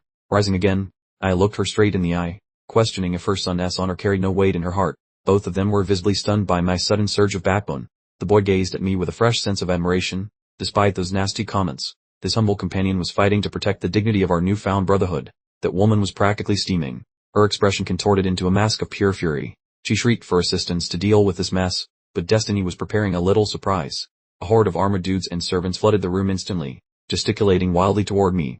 She commanded them to eject this disgusting peasant from the premises without further delay. He stepped in their path, yelling that my skills far exceeded his own meager abilities. He mentioned how I shattered every existing record and even clobbered Faye in a fair duel. His mom simply chuckled at those notions, labeling such stories as absurd fabrications. She stubbornly denied that a lowborn person might ever outshine the pampered children of the aristocracy. I stood my ground, asserting that having me as a partner would propel the boy to even greater heights of power. He stared in my direction, completely flabbergasted by my unexpected support. She wailed, wondering how much longer I intended to ridicule her ancestors. Her classy demeanor finally cracking. My self-assurance was being interpreted as a personal slap to her entire family tree. Her anger erupted into a scary crimson glow that saturated the surrounding area. The goons were tightening a circle around me, and it seemed like a brawl was finally inevitable. Out of nowhere, the giant entrance door swung wide with a loud bang. A formidable silhouette appeared in the corridor, causing the entire crowd to suddenly lose their voices. A guy with a thick beard and a very serious expression appeared. He echoed my previous statement to everyone present, inquiring if I really had the guts to say those things. Kane and I stayed stuck like statues, our eyes popping out of our heads, while even the lady of the house looked like she just met a poltergeist. The big boss strolled into the corridor, causing everyone to double over in respect for William Ranker, the legendary patriarch and imperial powerhouse. That sooty lady's pride evaporated instantly, leaving her drenched in cold sweat as she stuttered his name. obviously horrified of her own spouse. William ignored her completely like a bad commercial, marching toward us youngsters, while she failed to intervene before he locked his gaze on me. He advanced with a spooky level of chill, his flowing crimson cloak only heightening the massive final boss vibes he was practically using. Kane folded like a cheap lawn chair while greeting his dad with trembling words, as I struggled to look cool near such a heavy aura. I claimed to be Kane's buddy while my brain scrambled, realizing William's spiritual pressure was just as ridiculous as the headmaster's scary energy. William glared at his boy with icy, dim eyes, uttering only his name, Kane, which was basically enough to stop anyone's ticker from beating. He questioned if I was a real deal, so Kane immediately blurted out that my fighting skills totally eclipsed his, making this a pivotal moment. William's gaze sparked with a piercing azure glow from the dark, ordering us to show him, which made the room feel like gravity tripled. The Aranka clan leader summoned a giant, shimmering scarlet tiger spirit that loomed above us, its roar nearly knocking the house off its foundations. I was leaking sweat like a broken faucet, crushed by the most savage bloodlust imaginable, wondering how a person could harbor such nasty vibes. The fiery feline manifestation screamed with a wild fury that promised to shred us, showcasing a truly horrifying amount of pure, unrefined strength. William remained calm inside the chaos, his eyes burning like hot coals, while I barely stayed upright against the literal weight of his energy. I clenched my jaw, looking like a sheet of paper as I grasped the reality that this guy was just a beast wearing human skin. William's blood red stare pinned me down with murderous intent, teaching me the hard way that the Aranker boss does not play nice during practice. I was vibrating with terror when the epiphany struck. This dude was not joking and actually planned to delete my existence right this second. The Thorpe, he wants me dead, pulsed in my brain while his malice peaked, turning a fancy living room into a brutal survival zone. The giant burst of crimson and ivory light erupted as the blow landed, engulfing me completely and leaving me wondering if I was still alive. I felt dizzy from the immense force, as if my spirit was being evicted, proving the Aranka resolve was a nightmare that was currently ruining me. It finally clicked that I was facing a true master, so my own eyes burned red as I got ready to fight back against him. My surroundings transformed into a wild orange firestorm, since my long career of slaying beasts gave me enough grit to ignore his scary face. If this is all he has got, I muttered while the fires swirled, daring the family patriarch to give me his best shot with total confidence. I let my own strength explode in a giant wave of radiance and heat, making William look tiny compared to the sheer scale of my power. William Rankle looked genuinely bamboozled, whispering a confused, "What?" because he never expected a 13-year-old kid to push back with such spicy energy. The tension ramped up as a huge, shimmering ruby dragon skull formed from the mist, but I stared death in the eye without even winking. I was totally focused, sensing the crosshair design shining in my pupil while I gathered every scrap of my strength to weather this trial. The gigantic scarlet tiger pounced through the heat toward William, turning our little chat into a full-blown war between two absolute units of power. The towering column of crimson and golden radiance exploded between us, rattling the floor and likely turning the basement into a pile of rubble. Kane was yelling from the corner, looking completely horrified for my safety, knowing his father lacked a low power mode and fearing I was now dust. The energy surge finally subsided, allowing the dust to settle from the battle. William stood completely unfazed like a granite monument, even though the room around him had been reduced to rubble. Meanwhile, I found myself kneeling on the floor, gasping desperately for air and looking completely spent. William looked down at me from above, his expression cold and analytical. Kane hurried over to lift me up, asking if I was alright. I managed a weak dare, but it was obvious the skirmish had taken absolutely everything from me, and he had no idea what kind of trouble was coming next. William finally broke his silence, inquiring about the true motivation behind my pursuit of strength. His voice held no anger, which surprised me. He seemed genuinely curious about what made this scrappy kid tick. I lifted my head, my gaze still sharp and full of stubborn fire. I might have been physically beaten, but my spirit remained entirely unbroken. William shut his eyes momentarily, processing my sheer determination. A heavy, suffocating silence filled the room as everyone waited for the head of the household's judgment. William turned to his son and declared his willpower far too feeble. He then ordered Kane to absorb every lesson he could from me, and Kane could only offer a small, defeated yes. The noble matriarch completely lost her temper, shouting William's name and demanding to know what he was thinking. She was clearly horrified that her husband would acknowledge a commoner like me. William simply gave her an icy side eye and inquired if she had an opinion. She immediately shriveled into a shaky no, realizing she was significantly outmatched. Kane and his mother shared a very awkward moment while William stood unyielding. The family dynamics here were clearly more complicated than a knot of snakes. Kane wisely decided to change the subject, telling me we should head straight to the training ground. I was completely on board, thrilled to escape the high society drama. We arrived at the Aranker family's personal training facility, which was essentially an entire farce clearing. Kane immediately apologized for his parents' behavior, looking genuinely embarrassed. Kane confessed that his father was a little extreme, but I simply shrugged off the comment. I told him our differences weren't significant enough to worry about social class or background. Kane thought to himself that his father was strictly a meritocrat, valuing only results. He felt that I was a far more suitable son for the Aranker family than he was. I offered a small, knowing smile, suggesting that William's constant testing of my abilities was actually his twisted way of showing affection. Cain looked at me as if I had lost my mind completely. Cain stood beneath a tree, watching leaves fall as he repeated the word, love. It was obvious he had never before considered his father's harshness in such a strange light. I could see him reflecting on his entire life through the gaze of his blue eye. He had been living under a shadow for a long time, and my words were beginning to stir something deep within him, marking just the start of his change. I saw a memory flash in his eyes. A young Cain training fiercely in the woods, looking absolutely determined as he faced off against a wild wolf. He has literally been fighting for his life since he was a small child. Young Cain swung at a monstrous creature, his face set in a mask of grit. His father's only dream was to forge him into a great sage, just like his grandfather. Cain kept swinging his sword without understanding why, simply following commands. He was being trained as a child soldier, and it appeared incredibly lonely. All he truly desired was a little bit of recognition from his father, but William always looked down on him with those cold, disappointed eyes. For Cain, the Aranker mansion felt less like a home and more like a high-end prison. Every single breath he took felt like it needed his father's official permission. While the adults surrounding him praised him as the young master, Cain felt that his high status and natural talent were nothing but heavy chains binding him. The more tightly those bonds held him, the more he yearned for the outside world. He dreamed of being a bard, singing freely and finally living life on his own terms. He pictured himself as a bird flying across the entire continent, far away from his father's massive expectations. Unfortunately, reality proved to be much less forgiving than his fantasies.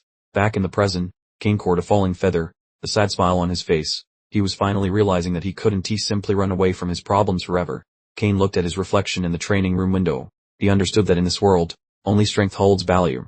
And right now, he felt far too weak to finally be truly free. I stood waiting patiently by the weapon rack, letting Cain finish his internal crisis. We were finally prepared to begin some proper, hands-on instruction. Wielding a rapier with gusto, Cain dramatically announced that only immense power could sever his invisible shackles, finally stumbling upon a true reason to throw punches.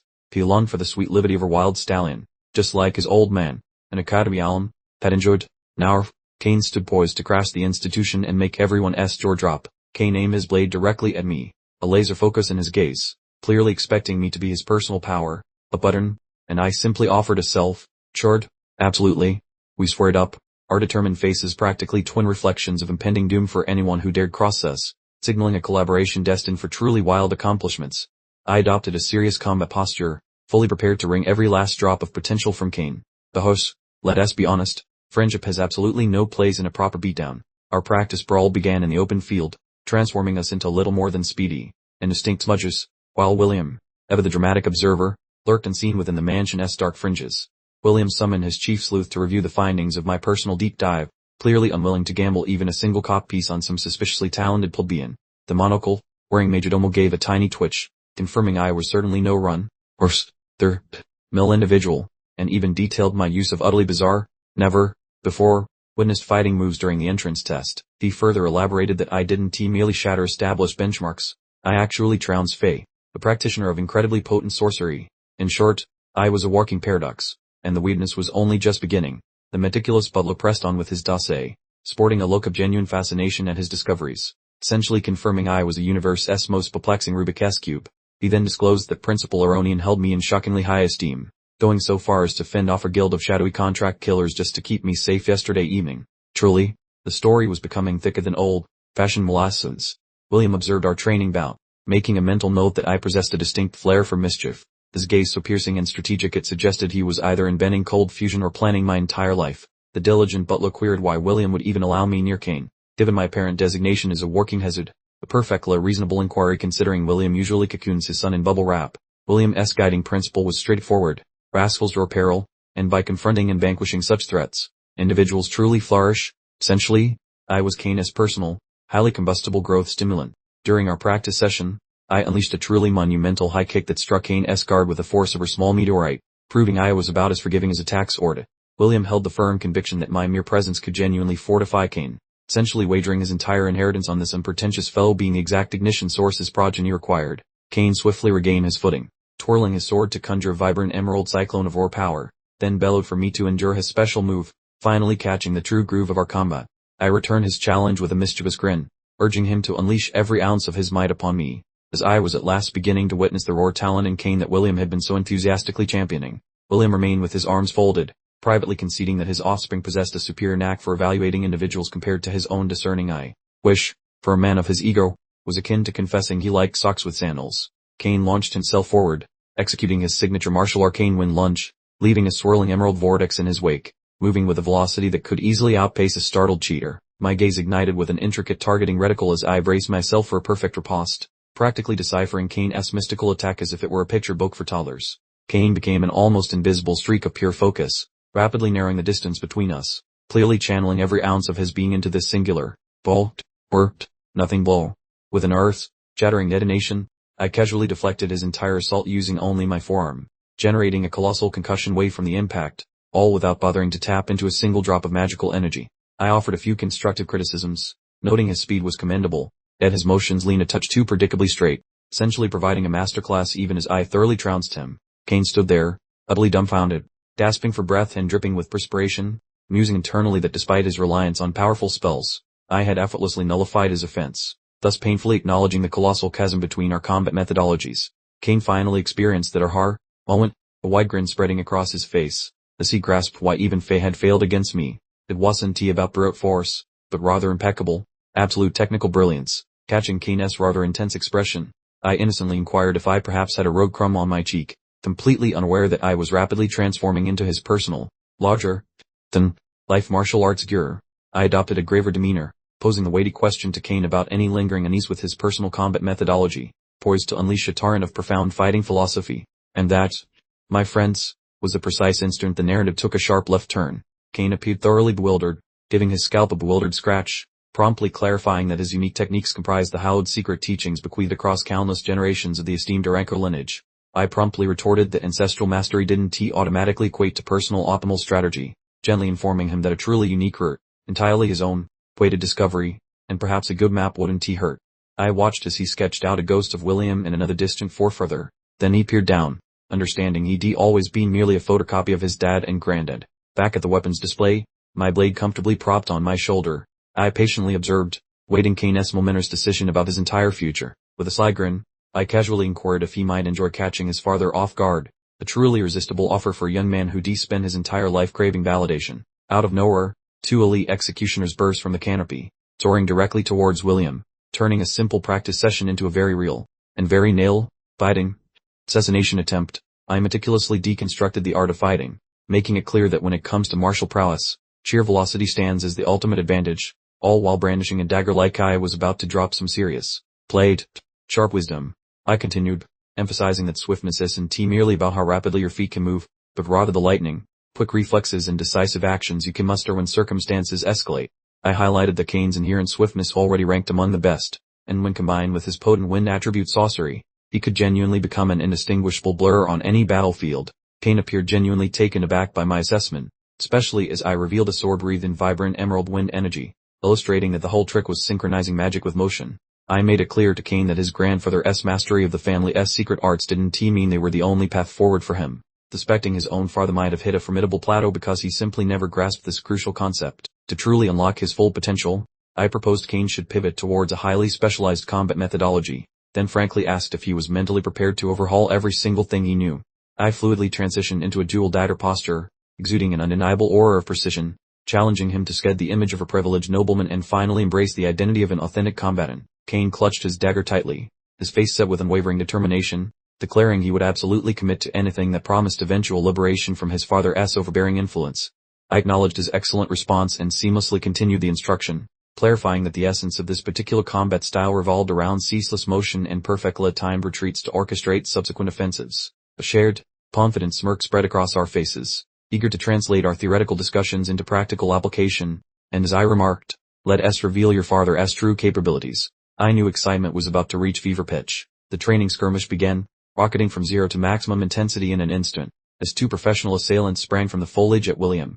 Yet he simply remained rooted, firm as a granite peak. Cain and I launched our own precisely orchestrated offensive, leaping into the chaotic confrontation together, bellowing accelerate, channeling potent wind magic to turbocharge our initial maneuver.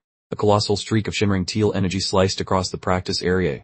As we zipped along so quickly, it seemed we were practically teleporting towards the esteemed patriarch of the Aranko lineage. William responded in a flash, his cloak rippling dramatically as he parried a blow from one of the masked guardians, making it clear that catching him unaware was a nearly impossible feat. Though things were certainly about to become more complicated, Kane propelled himself forward with a dagger, his weapon radiating wind energy as he attempted to breach his farthest formidable defenses, exhibiting more ferocity now than during his entire entrance examination. We touched down and instantly glided into our next combat positions with a crisp, audible swish, our synchronized movements becoming rather unnerving for a mere pair of energetic adolescents. I carefully outlined the reasoning behind this strategic modification. Daggers are undeniably the swiftest and most agile weaponry available, making them absolutely ideal for someone blessed with Kane's exceptional speed metrics. I informed him that we needed to exploit every single one of our advantages to their ultimate degree, all while I wore an intense, concentrated expression that silently broadcasted I was simultaneously crunching about 100 different tactical possibilities. I utilized my signature martial arts butterfly step, transforming into a mesmerizing blur encircled by luminous, ethereal butterflies, deftly weaving around William's visual field. William actually emitted a low sound of intrigue as he observed my complex footwork, and while it takes an awful lot to impress that particular gentleman, my sheer technical mastery was clearly doing the trick. I generated multiple phantom images around William, meticulously aiming for the highest possible offensive impact within the most confined area, an utterly overwhelming demonstration of pure, unadulterated swiftness. Kane harnessed his wind magic to catapult into an airborne assault from above, clearly taking my coaching to heart and maintaining a relentless, dynamic movement pattern. The combined onslaught of my deceptive ground, level feints and Kane's audacious diving attack cornered William in a classic pincer maneuver, meaning we were actually managing to make a grandmaster break a sweat. Kane was totally immersed in the moment, reflecting on the astonishing lightness he felt, a profound realization that this brand new fighting philosophy suited him absolutely perfectly. He envisioned himself as a majestic bird gracefully soaring through the expansive heavens, finally liberated from the cumbersome restraints that had tethered him, confirming this wasn't just a battle for him, but a monumental personal breakthrough. Kane successfully landed a clean strike, his personal aura radiating a brilliant emerald hue, having brilliantly fused his intricate dagger techniques, specialized combat training, and potent wind magic into one fluid, cohesive style. That neon butter knife looked impressive, showing the kid finally ditched his father's boring life goals to forge a path that was actually cool. The patriarch gawked at his offspring, his grumpy face shaded while one eyeball beamed a neon violet hue at an impossible evolution. The grumpy man grumbled nonsense as his poker face shattered, realizing his boy had the scary potential to eventually surpass him and that this was merely the start. Kane hollowed about his fancy new fighting style while diving forward, leaving a minty fresh-like trail as he finally entered the zone. Pops gave a chilly snort, acting like he wasn't too impressed while preparing to show everyone why he remains the undisputed boss of this clan. Big Willie unleashed a gargantuan crimson fart, tossing the boy across the scenery and proving our current power level was absolutely pathetic. Draped in spooky shadows, the man wondered if his son would ditch the family's secret source just for some rebellion. Looking like a boss, our duo wasn't ready for a nap yet, so I yelled for more speed as we leaped headfirst back into the swirling magical chaos. The boy looked focused, his azure eyes beaming as he promised to follow my weird plans until the bitter, likely painful end. Using some breezy spells, Kane pushed the gas pedal, making the atmosphere go crazy while he set up his next big flashy attack. We zipped apart like circus performers, leaving neon streaks behind us while hunting for a sneaky spot where the old man was not currently looking. The guy just hung out, wearing a bored expression that suggested he'd seen these shenanigans a million times before we even existed. We jumped him from two sides, Kane's knives turning into a verdant blender as he searched for a hole in his dad's thick defense. Papar's eye turned a scary shade of crimson while he scanned us, picking apart our mistakes like a grumpy high school teacher during finals.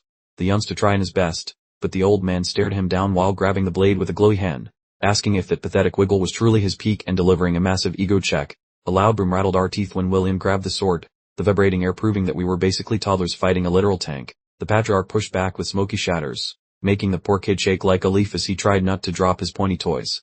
Dad looked grossed out, calling his kid a coward for backing off, failing to see that we were actually being clever for once. The patriarch refused to let up, sprinting forward with a scary crimson glow that promised an immediate end to this lopsided training session. I gave some telepathic coaching, explaining that running away is just advanced positioning to help him wind up a much harder, more painful wallop.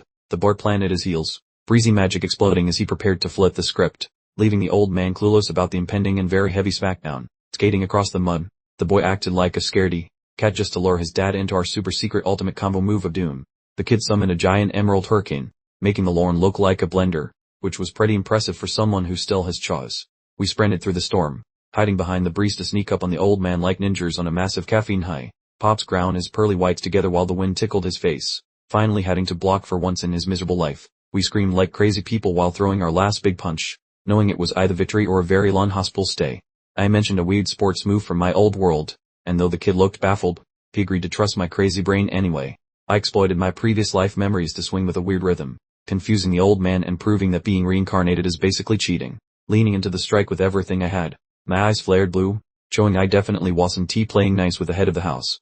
The boy attacked with a series of quick stabs, his blades clanging against the man's guard like a drummer who had way too much coffee today. The impact created a torrential spray of sparks. We were seriously standing our ground against a legendary grandmaster, a fact which truly defied all logical thinking. Mentally, I noted the method uses tempo changes to thoroughly bamboozle rival fighters. This transforms even mundane gestures into incredible deceptions that nobody can possibly decode. I flashed a smug smile, understanding that even a microsecond of hesitation from your adversary, during a top-tier skirmish, grants you the necessary opportunity. Kane zipped past, resembling a phantom, the swiftness shattering William's defenses by utilizing his true assets. He was finally performing according to his chosen playbook. William observed our antics, his facial features twisting into a complicated knot of surprise. He began to grasp the unconventional potential I had been enthusiastically describing. Kane lunged forward aiming for another hit, appearing far more like a highly paid hitman than the son of an aristocrat. We had completely adopted this strange fighting method. William mused privately, deeming such a sluggish blow utterly pointless. Easily preparing his counterattack, he continued to severely underestimate the devastating impact of the tempo shift. I noticed the moment of absolute enlightenment flash in William's gaze as the blow suddenly accelerated halfway through its trajectory. The dreadful understanding arrived about 1 second behind schedule, accompanied by a deafening clang. All three individuals slammed into a monumental explosion of force. Kane and I successfully bypassed his initial layer of protection. I executed a perfect aerial flip directly over William, traversing the intervening space effortlessly. I was basically Narder Komain-sai but armed with a frighteningly sharp blade. We bellowed simultaneously, channeling the entirety of our remaining vigor into a single, utterly crucial lunge, and precisely at that instant, the situation radically transformed. A tremendous, prostrate pulse of kinetic energy burst forth the moment our weapons interlocked. It was a solid connection that illuminated the whole wooded glade like a cheap flashbulb. All motion abruptly ceased, time essentially hitting pause. William simply grabbed both of our offensive tools and quietly announced, "This is sufficient." This tone carried undeniable, supreme dominion. Kane and I became statues, our respiration ragged and loud as we gawked at the guy who had just effortlessly neutralized our finest maneuver. William remained motionless, arms folded, this fabulous cloak fluttering dramatically, appearing exactly like the mythical figure we know. He represents the pinnacle of sheer might across this whole planet. Kane anxiously looked towards his paternal figure, perspiration pouring from his brow and cheeks. He was simultaneously terrified yet optimistic, anticipating confirmation that he finally measured up. William commanded him to refrain from staining the reputation of the illustrious Aranka clan. While his phrasing sounded extremely severe, coming from William, it qualified as glowing praise. Kane shouted an enormous, "Brayful, understood?" The par, his fluffy little down feathers spiraled in the breeze around them. He had finally received the validation he had desperately desired for ages. William began marching off, his personal attendant trailing faithfully in his wake. He was completely finished with the mushy feelings and immediately resumed his role as the unflappable noble master. William contemplated the skirmish, pondering the relentless rapid assaults and the previously concealed strategies we employed. He was honestly wasting his time scrutinizing a duel involving a pair of teenagers. He verbally labeled the concept of controlled withdrawal fascinating. Understanding this was a combat dimension he previously ignored, I successfully managed to educate a literal legend about advanced strategy. William thought quietly, imagining the indignity of gleaning wisdom from mere youngsters. He was implicitly confessing that I possessed absolutely terrifying genius regarding battle methodologies. I exhaled deeply, steadily regaining my composure as the chemical rush of excitement vanished. I felt profound relief that the sparring session concluded without any unexpected fatalities. Kane was ridiculously ecstatic, seizing my arm and bellowing that he felt properly validated for the first time ever in his existence. He was so intensely excited that he demanded to bestow our gift immediately. We strolled inside the enormous Aranka household repository. It featured monstrous shelving structures that climbed several floor levels. For an academic obsessive like me, this was pure, tangible utopia. I was utterly astonished, yelling about the endless volume count, my eyes sparkling like a kid in a candy store. The spectacle generated significantly more enthusiasm than nearly surviving a sword duel. Kane presented me with a weighty container, declaring it was a token of deep gratitude. He confessed that without my interference, discovering his true direction would have taken ages. I appeared moderately shocked, my expression freezing into a momentary mask of confusion. Receiving this level of appreciation from someone so aristocratic was unexpected, but destiny plays dirty. I flipped open the package and my mouth fell somewhere near the floor. It contained sparkling yellow currency and genuinely scarce artifacts. I screamed in disbelief, questioning the immense worth, my peasant sensibilities having an absolute meltdown. Kane clarified that these volumes were strictly academic texts, but also confidential discovery tomes regarding sorcery that the general public rarely views. He was essentially providing me with an outrageously unfair advantage in life. I quickly skimmed through the textbooks, spotting titles like Fundamental Arcana Principles and the Mechanics of Manhwa Attributes. I learned that new students are separated in either magical arts or physical combat tracks, and everyone must complete a ritual for awakening their powers. When I asked about this ritual, Kane explained that it's the process where you finally learn to sense the elements near the magnificent statue of Gyre. He mentioned completing his own church temple, but even for a member of a prominent family, it cost an astronomical 10 gold coins. The sum, he emphasized, was basically a king's ransom for any normal person. After calculating the costs, I realized 100 gold coins could feed the orphanage for several years. I nervously asked if I would also be required to pay that high fee upon entering the academy. Kane quickly reassured me that once admitted to the academy, the ritual was completely free of charge. It was a huge relief for me and provided yet another reason why gaining entrance here was absolutely vital. I immediately envisioned the academy surrounded by floating, shimmering gold coins. The perks of being a top-tier student were seriously on a completely different level. Kane brought up the agreement we had made during the entrance exam, wanting to confirm that I accepted the gift without any reservations. He added with a friendly smile that I should feel free to lean on him if I ever found myself in trouble. Realizing how much wealth magical pharmacists earned, I decided to immediately start searching for relevant books in the library. I was already in the process of planning out my future commercial empire. Suddenly, the brilliant light bulb went off above my head. I realized that if I began inventing items using my previous life's knowledge, I could make money extremely quickly. I was poised to single-handedly revolutionize the world economy. I adopted a serious expression and asked Kane if the Aranker family had any connections with merchant associations. Kane was clearly completely bewildered by my sudden, corporate-minded inquiry. I gave him a knowing wink and pressed a finger to my lips, explaining that it was a secret he would figure out eventually. I decided I was officially the most dangerous person in the room, truly a legendary mastermind. 1 week later, the day of the Kandrir Arcanist Academy entrance ceremony finally arrived. The grand hall buzzed with all the new students who had somehow managed to survive the brutal entrance tests. I strolled into the courtyard looking remarkably sharp in my brand new school uniform. I realized I was giving off powerful main character energy without even trying to impress anyone. Suddenly, the pink-haired girl named Rose invaded my personal space, getting way too close and taking a deep sniff of me. She complimented my trendy new cologne, which felt like an extremely odd way to introduce herself to a freshman. Rose quickly deduced from the price of the scent that my parents must have incredibly deep pockets. She was essentially attempting to assess my entire social position based purely on how I smelled. Rose led the way, though she confessed she'd never heard the name Kyriel before. She then boldly speculated that I might be some noble-s legitimate love child, which was an incredibly presumptuous thing to announce to a stranger. As we navigated the giant corridors, Rose began sharing some important backstory on current events. She mentioned that for the last 2 years, tensions had been rising dramatically ever since the Emperor started showing signs of age. With the resulting power vacuum, the various imperial heirs have been openly battling the major noble houses right here at the academy. It turns out this isn't just a learning institution. It's a dangerous political arena. She credited Principal Aronian for maintaining peace on the surface, but assured me that underneath, everything was a complete mess. The entire academy, according to her, was a powder keg just waiting for someone to drop a match. Rose then proceeded to explain the harsh realities of life here. Average students can progress by passing classes and collecting credits. However, if you become a target and crash and burn, you are instantly expelled, with absolutely 0 second chances. Pointing her finger directly at me, she announced that I was officially one of the new students everyone would be watching closely. I essentially had a massive target painted on my back from my very first day. Rose leaned in close, giving me a clear warning that I had already become a person of interest to the entire student body. She immediately started prying into my private affairs, nonchalantly asking which side my family supported in the looming political conflict. She practically pressed her face against mine, whispering the question about my family's allegiance directly into my ear. I could feel myself starting to sweat under the pressure of this impromptu interrogation. The answer I gave, I realized, to completely alter my future here. Just then, behind suddenly appeared, cutting Rose off in the middle of her interrogation. A new student with spiky blonde hair walked up to us, apparently recognizing me as the lowborn freshman everyone was gossiping about. This was Brian, who seemed significantly more relaxed than every other noble I had encountered. He offered me a handshake, congratulating me on absolutely shattering the entrance exam records while the background crowd continued to whisper about my lowborn status.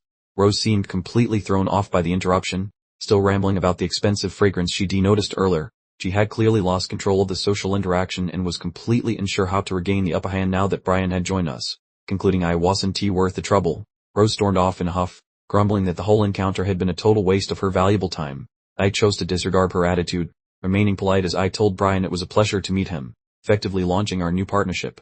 I offered a small nod of greeting to the new guy, confirming our introduction. I am always polite. After all, even in a viper's nest like this place. I continued conversing with Brian, the guy with short blonde hair who actually seemed decent compared to the other students. He told me to simply ignore Rose's charmer and not take her attitude too seriously. Brian's handshake was firm as he delivered a stark warning. The academy itself functions as a smaller, more concentrated version of the entire empire. As a commoner, he assured me things would be unnecessarily challenging. At that very moment, Kane came sprinting up, yelling out my name. It seemed our friendship remained intact despite all the intense family drama back at the mansion. Brian waved us away, mentioning he had to introduce himself to the other incoming students. He told me to reach out if I ever needed anything, instantly solidifying himself as a potential asset. I watched Brian depart, quietly assessing the situation. My mind was already in strategic mode, analyzing every person I met to discern genuine intentions from pure opportunism. Brian disappeared into the milling crowd of students. He appeared to be a genuinely decent individual, yet in an institution like this, one could never be entirely certain about anyone's motives. Kane caught up to me and immediately demanded to know what I was discussing with Brian. Clearly surprised I was acquainted with the Chancellor's son, Kane confirmed that Brian was indeed the Chancellor's son, but quickly added that they weren't particularly close. He spoke about Brian with a familiar, underlying noble rivalry I was learning to recognize. Kane admitted Brian wasn't a bad person, at least when compared to some of the truly spoiled and arrogant snobs we had already encountered during our time here. However, Kane then added that he despised weak, old individuals like Brian. Just as he finished the thought, Faye and Miliarna approached, and Faye's expression instantly turned offended by the comment. Faye shouted that Kane's job about being weak, willed was an obvious insult directed at her as well. Miliarna merely offered a cheerful greeting while the other two resumed their familiar squabble. Yet things were about to escalate significantly. I made sure to thank Faye once again for her crucial assistance during the entrance examination. Faye brushed it off, stating I passed on my own merits and owed her no gratitude whatsoever. Faye clenched her fist, a fiery determination glowing in her eyes as she vowed to be the victor next time. She was clearly still smarting from her defeat in the forest. Kane promptly began mocking her, calling her a weakling, which predictably made her even angrier. These two were already establishing themselves as the group's resident bickering couple. Miliarna intervened, grabbing Faye and physically pulling her away, claiming they needed to finish their official registration. She acted as the pragmatic anchor, ensuring the group remained focused on the schedule. Once we were finally alone, Kane handed me a surprisingly heavy sack of gold coins. He explained this was my share, and for a commoner, it felt like a truly life-altering amount of wealth. I saw a fleeting image of the Burner Village Trading Company, confirming that my secret business project from my previous life was already generating substantial profits. I revealed my secret product, perfume. I had developed a new type with a subtle, refined scent that distinguished it significantly from the coarse, common fragrances most people used. Kane took a curious sniff, acknowledging it smelled pleasant, but questioned whether it would actually earn money. I gave him a confident response, assuring him he would soon find out when he started selling it. Kane was astonished that we managed to get such a high price for what seemed like a simple scent. He immediately planned to give some to his mother, while my mind was already plotting the next big business idea. As we worked through the reception hall together, we agreed to keep the entire business venture completely confidential. Kane was already thoroughly impressed and satisfied with how easily he was making a significant profit. A faculty member presented me with my official school credit card. He urged me to dedicate myself fully and achieve mastery as quickly as possible to fulfill my full potential. Other students nearby were whispering that I was shameless for being accepted here. The rumors about the principal expelling Sheath specifically for my sake had clearly spread, turning them hostile. Kane explained that Sheath was expelled on the spot after it was discovered he hired an assassin's guild. Apparently, the academy actually draws the line at attempted murder.